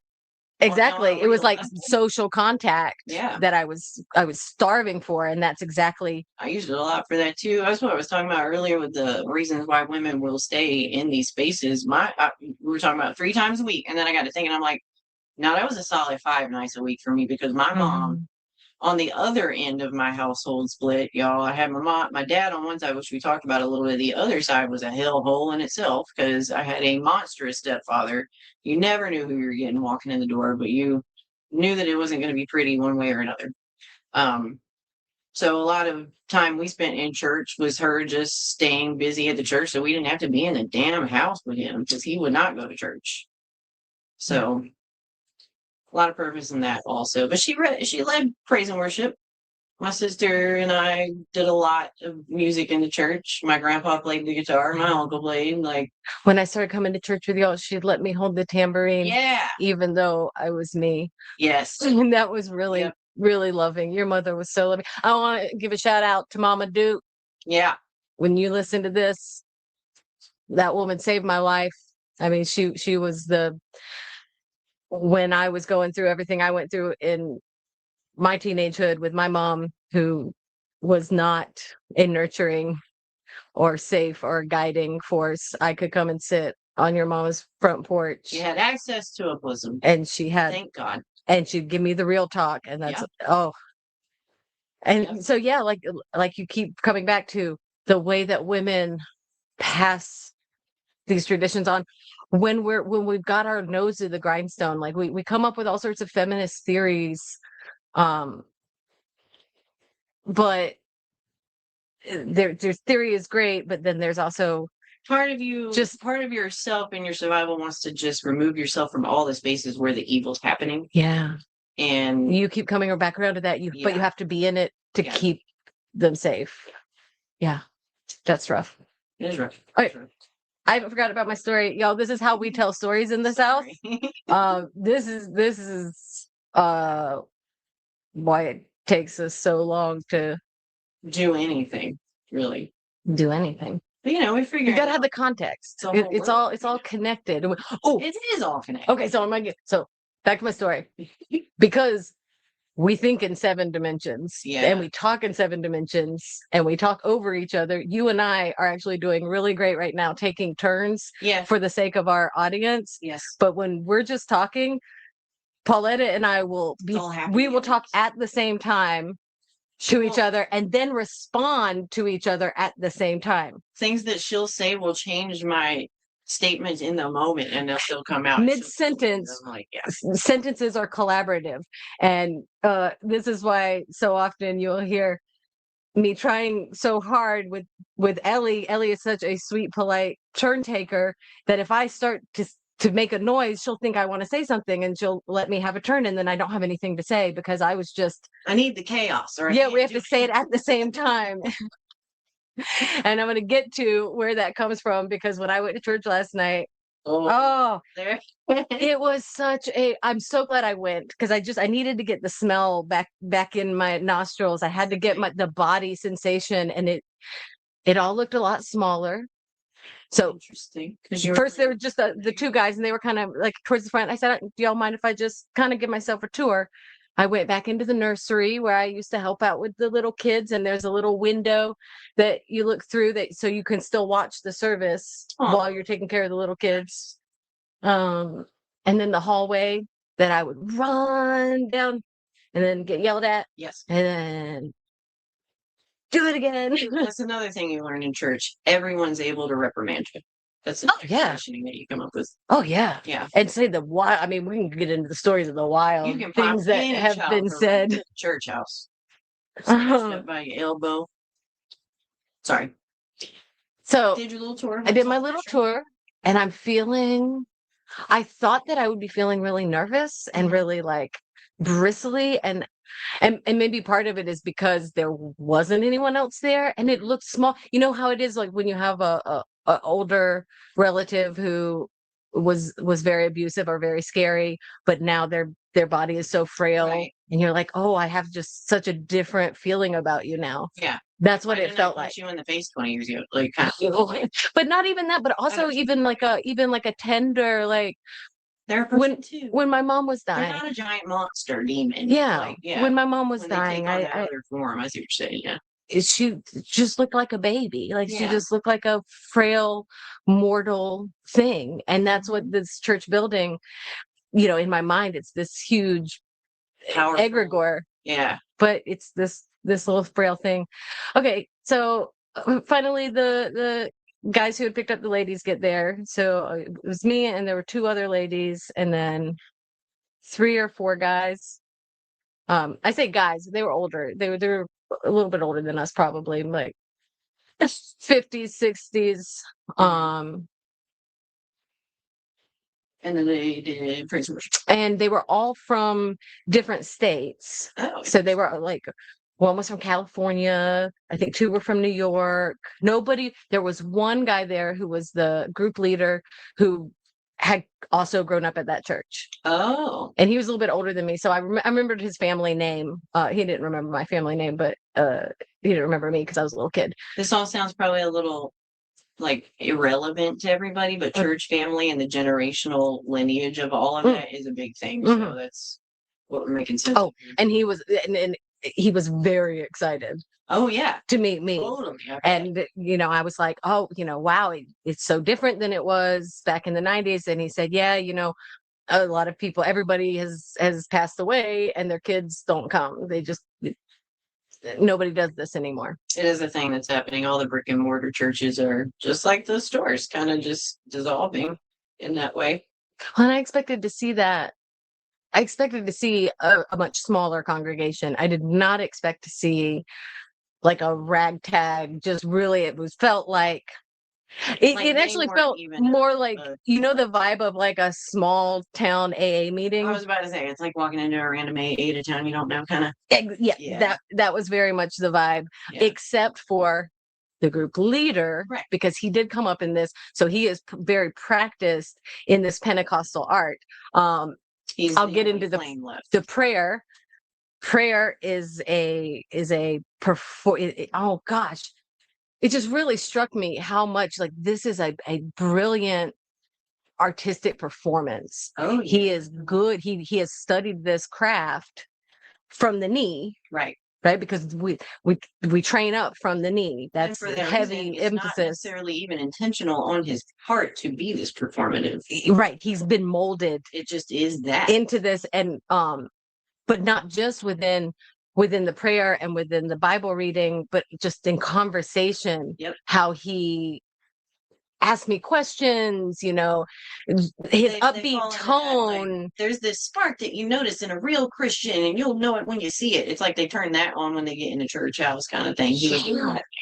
Yeah, and I it hate and to it act has like to the do with ultimate good creating Christian. really fast rapport. Yes. And it's the same thing, again, across different kinds of groups, whether it is a religious group or whether it is some kind of other weird little secular cult. These charismatic personalities, they know how to ask you, get a lot of information about you. It's a salesman. He's a used car salesman. It's a fortune teller. Yeah. At the beginning of the Wizard of Oz. Yep. In the little caravan, and get the information and then spin it back and create this feeling of immediate intimacy. And oh yeah, it was so interesting. Well, because he's ingrained with the belief of, like, I got to get her back in here. She's coming back here. We almost got her. She's almost saved again. Oh, I'm absolutely. going to keep her in here. Like, he's doing that Absolutely. thing. So he's bugging inside. And as we're having casual conversation, and he's also very good. Another aspect of working the crowd. So you go around and you create this with everybody in the room really quickly, and bounce the ball around. In a small room. That's interesting. So that makes it much more transparent. It kind of, in a way, yeah, it was almost like it being in a different context made it so that I could kind of see it more clearly. Mm-hmm. And but it was such a weird sensation, dichotomy of, at the same, it felt very comforting and very casual and natural, and I had a great rapport with him too, and I was like, because I'm actually also very good at this. Yes. So he would ask me a question, and then I would say something clever, and then we would all laugh, and then I did do a lot of dancing around. That was funny. Like when he asked me if I had, how did he phrase it? If I had Jesus in my heart, as my person, accepted Jesus as my Lord and Savior, and I said, oh, we've been walking together a long time. This is good. And then my grandma taught me how to not lie. Yeah, and not tell the truth. This is a Southern thing that we like to do, y'all. Mm-hmm. And we got it honest. We can't even make it stop. But he was coming at me, and it almost was like not a battle of wills, but almost, oh gosh, I forgot to bring my little card. As I walked in, he hands me this little card, and it's like, welcome. And then it has a little tiny form that you fill out with your name, your address, your phone number. Would you like a visit from the preacher? Important for elderly people. I can see it seems real creepy when it's in this context. Right. But me and my little programmed self, you're like, as we're chatting, yeah, exactly. Exactly. I just sit down. Oh, I had my nice pen. I got my nice handwriting. I'm putting my address down here. And under, would you like a visit from the preacher? I wrote, no, thank you. This is good that you very polite. Yeah. But then, of course, about halfway through, I like slid it into my pocketbook. It was like, what am I doing? I'm not giving my contact it, because they do chase it down. Yeah. Because I heard them after church talking about so-and-so. There was like a new woman, and did anybody get her contact information? And then somebody said, I think she said that she has a church she already goes to. And he said, yeah, I couldn't find that church that she said she goes to. Sir. Hate that. We can't do that. Hate that. We can't do that. But he asked me if I had a church that I go to, and I said, no, this is my home church. Yeah. No. And I said, I'm a solitary worshiper, but something called me to come here today. And so all of the kind of introduction, that being done, the atmosphere being set, we take out our Bibles and we're going to do a reading. Psalms 91 was the verse last night, if anybody wants to look it up. I don't think I'll read it right now, but I didn't have a Bible. So I had already sat down beside this petite, little, soft-spoken, elderly Black woman from Jamaica and introduced myself. And I said, "Hi, I'm Sybil." And she shook my hand and she said, "I'm Sybil." Not actually Sybil. Sybil's not my government name, but I introduced my government name and she has the same name. And it's a equally antiquated name as Sybil. It's interesting. It's not a very common name at all. I was going to stop at like Jamaica. How did she find this place? And then also that is wildness. She lives here with her daughter. She's an angel. She is an angel, and she is who my story is about. Yes. So Miss Sybil, I will call her. My name. I was so like precisely that. Oh, crazy. I was like, okay. That never happens. Do you mind if I read out of your Bible? I don't have one. And so I scooted over, and she's holding her Bible, and she's not even reading. Her Bible's all marked up. It's all highlighted. She's not even reading. He's reading out loud for the group, and she's saying it. She knows. Yeah, she's just saying it with him. So she's that level of study, and on her own. This is her life. On her own. And yes. This is her spiritual framework. But like we've been saying, that doesn't mean that she buys into the religion inside the religion. Yeah. Women have a different, and once we get close to each other and we start talking, which of course me and Miss Sybil did. Yes. But we read the Bible verse, and she's given the call and response. So it's all really hitting. If she hadn't been there, I don't think, but between her and the group leader, everybody else was kind of not really in the spirit.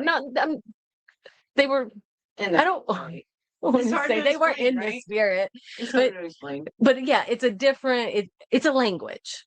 It's a language, back and forth from between the preacher and you. A lot of times, there's a very strong the call and response, and it's a collective performance. So we go through the Bible verse, and then he says, "Okay, we're gonna pray." He says, "Sybil Jo, we pray together," and everybody starts standing up and getting in a circle to hold hands. Very normal. Mm-hmm. But when they say they pray together, everybody's heads went down, and that everybody starts in. I mean, and hollering, like you said, we holler. I mean, we are talking to God, and we want to make sure He hears us. Yeah, my and goosebumps. the cadence. Goosebumps. Ooh, you should have been here. You got goosebumps. Woo! The cadence, and of course, his voice is the prayer leader's voice is the loudest, and everybody else is kind of, everybody's praying for their own family, praying for, and it's a constant cacophony of sound. Yes.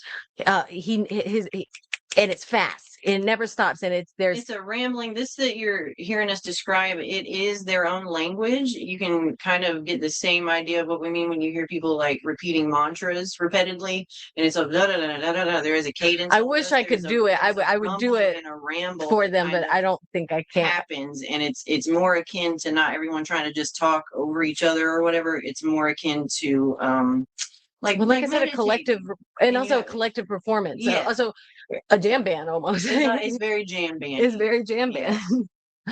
But yeah, that is a huge thing. That type of prayer in that particular religion that we're speaking of is a very specific thing. But immediately I had to bite my tongue and not laugh, because the first thing I thought of was you and I talking over each other, like I was just saying a minute ago. Yeah. And how like I really Laughing I always feel Josie's bad. Love and spiritual language too, by the way, guys. Like it is her. That is true. She doesn't have the charismatic. She does have that. It's the drippy and the emotion of it. No, if you hear bust out laughing, Sybil Jo, that's how you know. Yeah, I cope with big feelings with humor. Feelings. Wrapping it up. So immediately I want to start laughing. But also I've got all of these different feelings at once. So it feels familiar. It feels good. I like the collective effervescence.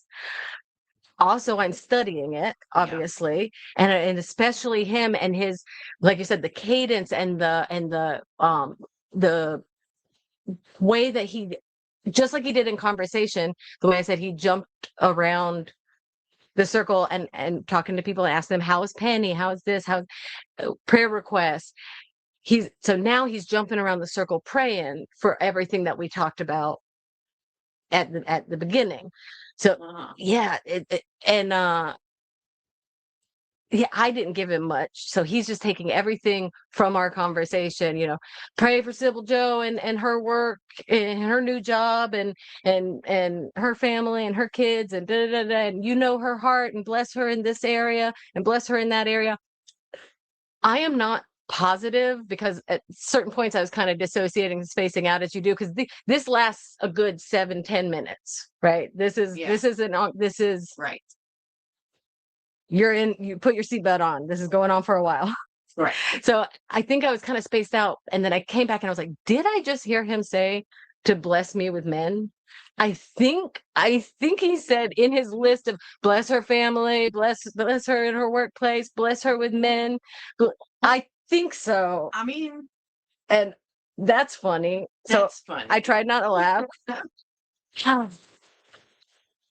That's wild. That is wild. I don't doubt that you heard it. That's wild. And then I'm kind of going in and out of listening to him. What I'm really trying to listen to. So I've got Miss Sybil Jo on the right of me, and I'm holding her hand, just gripping. I'm making sure that we are in connection. We feel each other. And she also has her own cadence and her own rhythm. And she's been doing this for a very long time. And she's praying for, I can hear some bits of it as it kind of pops out. She's praying for the poor. She's praying for the children. God, you are there. You are the protection. Nothing can degrade our flesh. And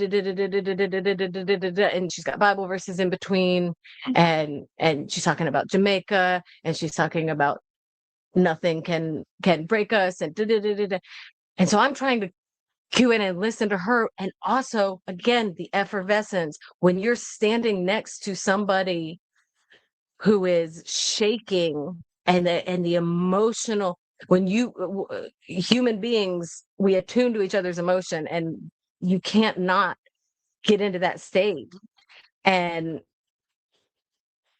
we long for it. We need it to a degree, and we do ways. We do. And I just know and feels it. Yeah.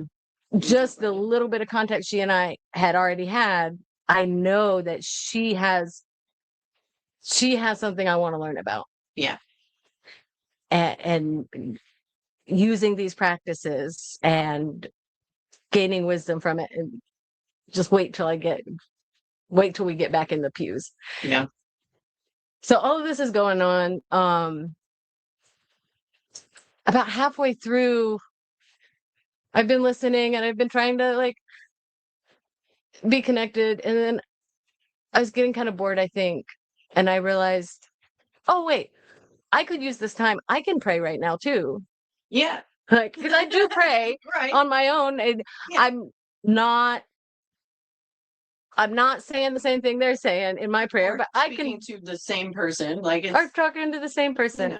There's levels to it. Are we saying things out loud to manifest? Are we praying? I think I can safely consider myself a Miriam Christian. Yeah. Meaning I talk to Mary. Yeah. A lot. I find that imagery and that her as a character and as a character that is related to this, what you keep talking about, the religion inside the religion and the women preserving and protecting. So how all that works. I start praying, and I'm already in this effervescent state. And so, of course, I end up with just tears, or just like a fountain. I mean, just rolling down my, thank goodness I didn't put on mascara. It was very powerful. And Miss will definitely serve that up. As I'm praying, and my prayers are really conversational. So it's more just like a stream of consciousness, what all of this is bringing up, and how that relates, how I would have this conversation with Mother Mary, who is the force that that moves through women in these spaces. And I'm hearing this guy just go as they do. Right. Whether he's talking to God, and we're praying for our president, and we're and our leaders, and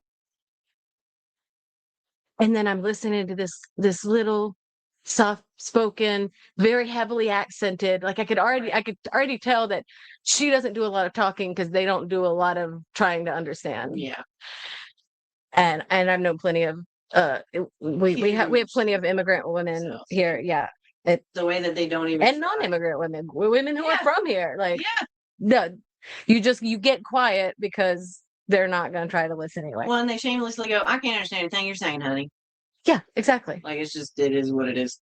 Exactly. And then it's over. Yeah. So I could already see that dynamic before she and I even really talked. We talked later. So I start praying for everything that this man has. I've been recognizing, like I said, his skill and he's been raised up in this, and he has this power in this situation, and he has this loud voice and this like kind of life force and energy. And so I am praying for all of that he has to be channeled into her.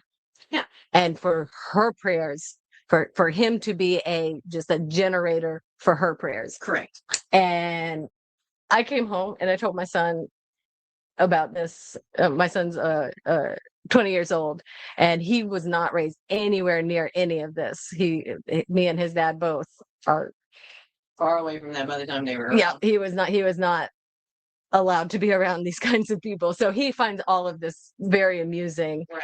And when I told him this story, he starts laughing. He says, oh my gosh, this poor guy, he woke up this morning, he was going to go and do his club and it was going to be just a normal day. And he had no idea that a witch was just going to walk into his building and hijack his whole effervescence and curse his soul.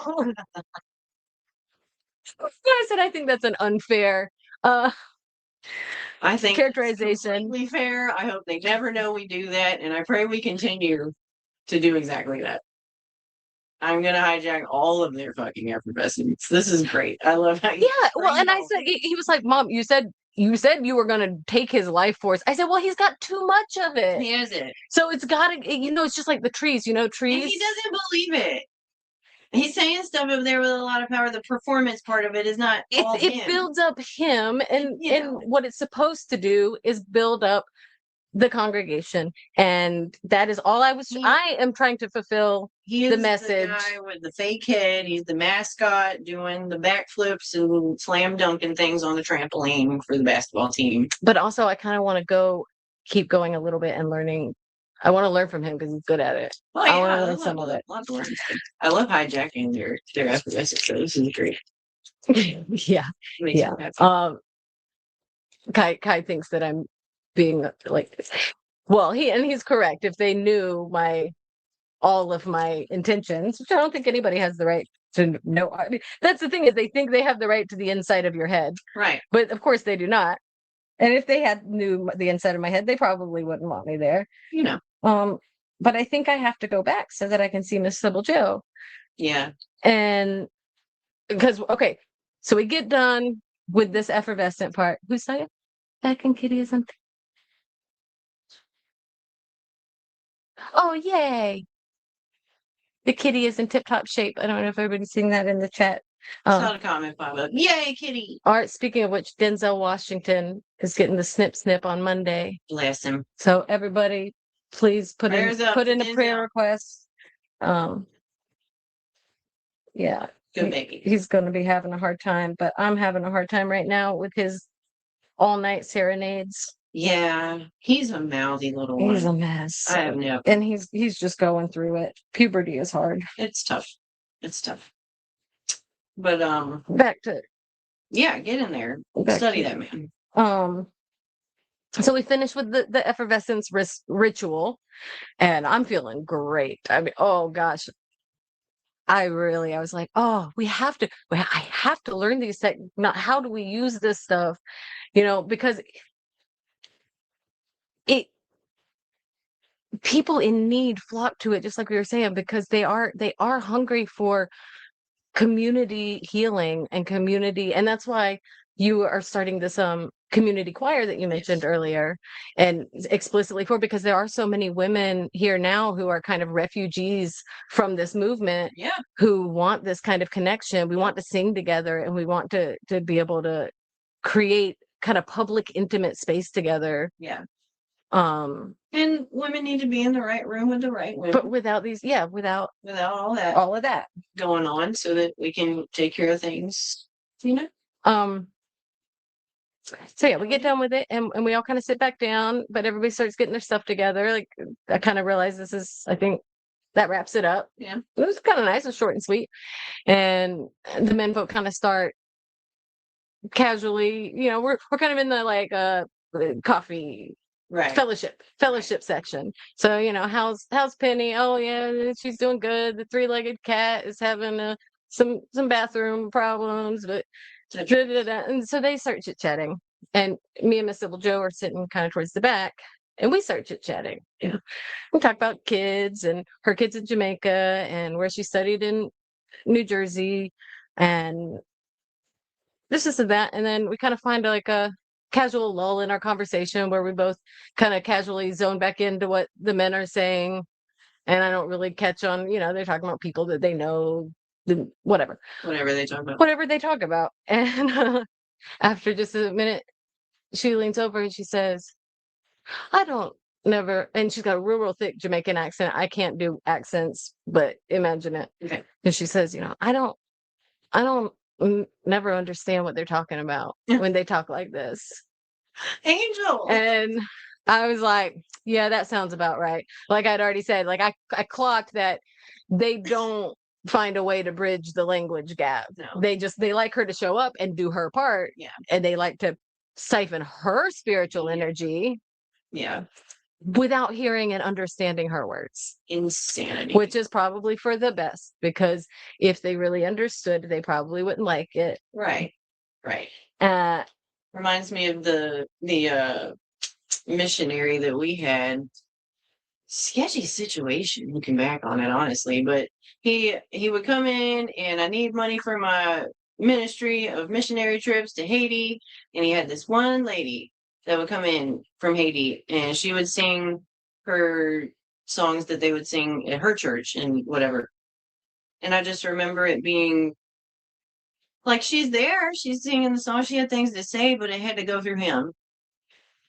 Still had to go through him. He had to be the mouthpiece. Yeah. He was the main event. It was like, I'm here, and Elia, I brought Elia. Like, and everyone's like, that. And we're in the South too. So like, that really is the point of missionary work, is to, it's colonialism in so many different ways, but it's spiritual colonialism in that, like, it gives people a platform. It gives people something that they need in exchange for exploiting their spiritual energy. Yeah. It's a whole thing. So she says, yeah, I don't really understand them when they talk. And I'm like, yeah, no, I get that. And she said, but I understand you though. And I'm like, yeah, I get that a lot. This happens to me pretty often, actually. I think she saw you. We saw each other immediately. Yeah. Immediately. She said, and so this is us. You. Exactly. This is us. This is that church beat we were talking about earlier that the ladies do in the church house, y'all. Yeah. Yeah. We see each other, and then we have this kind of around about. So that's what we're doing. We're feeling each other out. Yeah. She says, but I understand you. And a lot of it's in looks too. So you see my face as I'm talking. And maybe you can translate the face. Where did I? She said, but I understand you. And I was like, yeah. And then she says, do you understand them? Ooh. And I look at them, and I look at her, and I don't know how, I kind of gesture like, Well, The gesture is 6'7" is what she's doing right. that's what that means, 6'7"? I think that's what the kids call it. There's a The little bit of arms up, this, a little bit of that. this much. Yeah, maybe I don't want to say I understand them, but and I kind of gestured like towards me and towards them, like I As much as am I can. part of them, so like I do understand what they're saying. Yeah. But and she says, so yeah, we're doing a lot of this, like looking at each other, and she says sometimes, and I say when I want to. I was gonna say, and she liked that. She liked that. She cut her eyes at me. I said when I want to. She was like, bet. Mm-hmm. Yeah. Perfect. Yep. I love it. And then we're quiet for another minute. And then I say, men talk a lot. She nods, real like kind of heavy, like, yeah. Ain't that the truth? And then she says, after another beat, I don't trust the men here. Wow. And I don't know if she meant here at this church. I don't know if I think she meant more like here in the States. Yeah. Or in this state. Or maybe on this physical plane. That's shaking me. Like, listen, wow. This is, we, like you said, we saw each other and immediately we're in the real. And we had already, like, I had already said a couple things that maybe were tongue in cheek. And she said, you speak truth. Like you're telling it like it is. And so when she said that, I don't trust them in here. I said, that's because Jamaican women are smart. And yeah. Okay. That's crazy. She was able to, I mean, right out the gate, day one, you visiting the church, say that to you. That's very interesting. That would have never happened when we were coming up. Well, yeah, because there would have never been the brazenness is like a Jamaican woman walking in the front doors of that church. The white flight that would happen. Yeah. There's no way. In the 90s, we were still being taught. I was taught the curse of Ham. Yeah. Our family believed that. Fuck, I forgot about that. Mm-hmm. Y'all, there's a lot of walking out that goes on. Do you want to tell the story or you want me to tell the story? You can. I don't remember it all the way. I don't know if y'all know what the curse of Ham refers to in a lot of these Southern white supremacist religions. They support slavery on the story of Noah's sons after the flood of with Noah and the ark and all the animals. After that part, they get back to land and Noah decides to get blitzed, just blind ass drunk. And for some reason takes off all his clothes and passes out naked. And while he's passed out naked, his son Ham accidentally sees his dad laying there naked. And God was so pissed off that Ham, how dare he see what's right in front of him, the emperor's new clothes, and cursed his sons to have dark skin and to be slaves to the other nations of the world. So these white supremacists still believe that all the nations in the world, this is official church doctrine, come from these three sons. Right. And like one of the sons are Asians and one of the sons are Europeans and one of the sons are Africans. And that's Ham. Ham is the Africans. Say it out loud. But now that I'm grown, it sounds so crazy. And again, going back to the Bible is a historical document. Right. If we say the Bible is a historical document, then we can make the Bible say whatever we want. Then whatever we say is historical fact. And all it is just a straight carnival trick. It's so crazy. But it is what we see in the White House. I mean, when people are astounded at Trump's tweets and his little sound clips and just the outrageous stuff he says, I'm like, it's all par for the course because that actually strengthens that this is the mechanism that they're working with. And it's a strong one. So yeah, I guess I'm gonna have to go back. Yeah. Just enough to get in close enough with her that I can just go over to her house and have Bible study with her. Right. Because I cannot sit and listen to these guys flap their gums that much. Like it kicks in and I'm like, I need to be being paid for this. Yeah. Every time. So is Virgo. Mm. But yeah. Y'all, we have gone on way over what we usually do. Unless anybody in the comments, if y'all have anything else that you want to ask or want us to babble about, we could and will go on for hours. But I think this is a good place.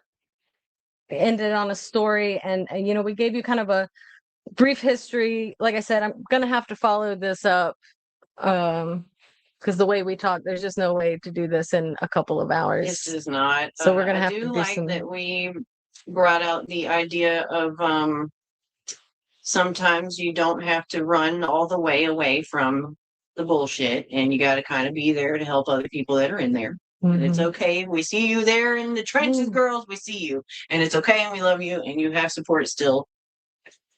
And we didn't even get into purity. We didn't even get into purity. But purity is not just sexual purity, and we did talk a little bit about spiritual purity, not being around unbelievers.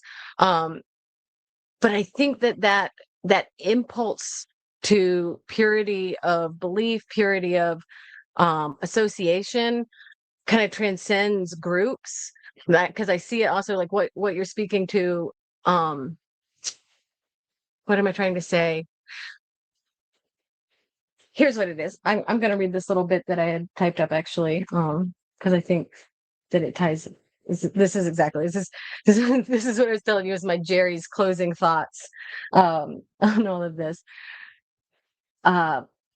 I want to invite listeners to reflect as we talk on if you've seen any of these dynamics that we're describing in groups or movements that you've been around, regardless of the religious and political leanings. I think the public conversation too often gets really hung up on differences in supposed professed beliefs, religious or political, of one group or movement, and we often miss the common high control and domination tactics used across social and political spectrum. I think that religion and politics both are, we talk about it like it's about what you believe, but it's actually about what you do. Yeah. And if you see these things being done in other contexts, that's really important. And so that's trust and believe the rest. The purity of association, I think, what you're saying, it connects with I'm afraid a lot of people in the mainstream liberal left still tend to think of the cultish country religious people that we're talking about here as like mindless Trump tards who believe what they do out of just nose picking inbred ignorance. If they were smarter, they wouldn't think that is right. And besides the fact that that attitude is itself ignorant and ugly and downright offensive, and besides the fact that it prevents them from seeing and learning from the material and cultural and political levers of power at work over generations, I think it also prevents people who think of themselves as safely separated from these kinds of views, these kinds of people, from learning vital information about how domination is enacted and resisted in the individual and collective body. So because of the because most of the people talking from the front lines of any system of domination who have the most information to share are going to talk in a language that's closer to their dominators than it is to academics. And that's a big part of how religious authoritarian groups get and keep their power, because they're often the only people who are using real people's language, not just the vernacular, but the whole complex of the story, the symbol, the context. People on the outside don't take the time to just throw the whole group under the bus and wash their hands of it. So and they don't have the time because they don't let you have the time. And they don't have the time. And that's part of cult. That's how the high control groups work. Yeah, we're all like layers of it's a multi-level marketing high control group. And keeping us there. And people don't have the time. That's true too. But I think, so to your point about sometimes having to be in the bad of it. Mm-hmm. And I think that on the left, we also have a cultural purity impulse. Yeah. to say, like, if you associate, and if you there's a slippery slope if you talk to people who have those kinds of slippery slope, beliefs, you might get sucked into it. And I think it's important to watch that on any which Yeah. side. Yeah. Ellie says she wants to hear more about Mary-centered Christianity, but maybe next time. Yeah, I think that's a whole Wait thing. till she gets introduced to Appalachian magic, girl. Yeah, that's the thing That's too. all it is. Also, Ellie has she wants to. Well, we both do. We're both mythology nerds, and we want to do a I think that would be a really good segue from this into women-centered spiritual practices and beliefs, and women-centered. A lot of the women that are speaking this underground language in these churches that are followers of a goddess, they use the Bible and that vernacular, those saints, those entities that are spoken of in that Bible to represent what they really know to be something very, very different. And it's a way to keep it cloaked. It's a way to keep it safe. It's a way to be able to still practice what you do. But like all the little, like anointing oil in the church, like you got the voodoo Appalachian witch and making the oil for the church. Like she understands this religion in a very different way, and it ain't Jesus. It is Mary-centered Christianity. The way that and you use the Bible as your grandma. Like, I mean, that is the thing that's passed down generation to generation. Your grandma's gonna hand it down to mom. She's gonna make notes in it, put recipes in it. She's gonna mark down the family, tree with the passing of who died this year and whatever and who was born. And it's like a whole grimoire for your whole lineage in that way. And again, so that is the spirit of Mary. That is Mary working through generations.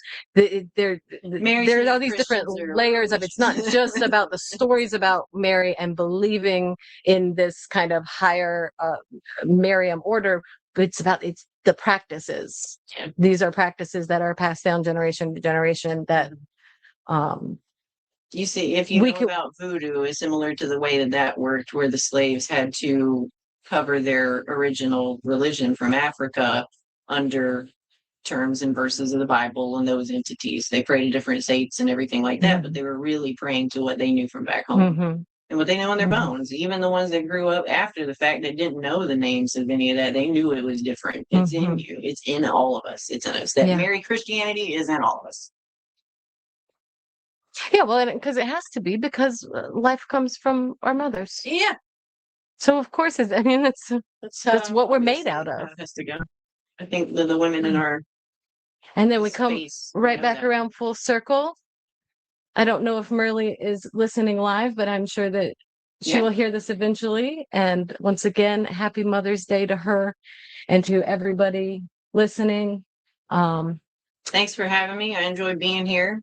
This was a good time. I love playing with the comments. That's fun. I like the back and forth of it all. Yeah, we're really building and we have like a good solid listenership. A lot of people show up every week and we appreciate it every week. I personally couldn't do this without y'all. And what I love about it is building a little community, and there's a lot of back and forth and a lot of just, I love to chew on an idea. I love to just get a lot of people around to just bounce an idea back and forth. And this project has been monumental. And on that note, I also want to say we can't do this project for free. We wish we could. We have expenses. We do it for free. All of the hosts are volunteer, but we do have technical expenses, and we're trying to grow. It's really hard to get funding because none of the denominations want to claim us. None of the big money guys. Not a one. Like our heresy. So we do have to pass the plate around. You can go to our website, to the donation page. You can pledge a monthly donation, or we have a buy me a coffee, just $5, $1, a comment, a share. Yeah, help us get in the algorithm. So that's something else that's really hard for us to stay on the algorithm because of my mouth, and because Ellie and Merle and Andrea and all of our members are so patient with me and let me talk like a dirty Jezebel that I am. And I did.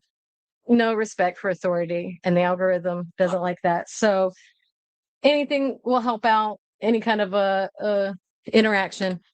And love you guys. Is next week? No.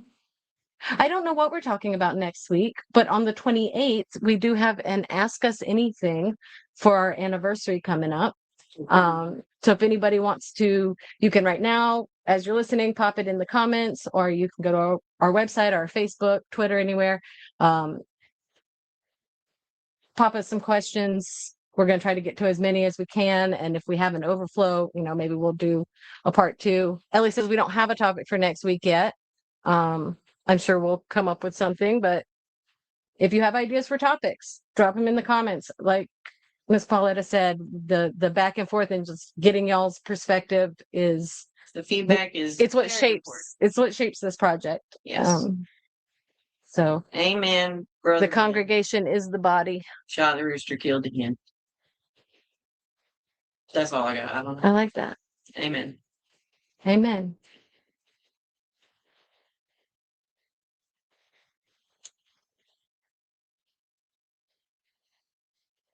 Oh, but I don't know how to do this. Amen, amen, amen, and a little woman. Oh, there it is.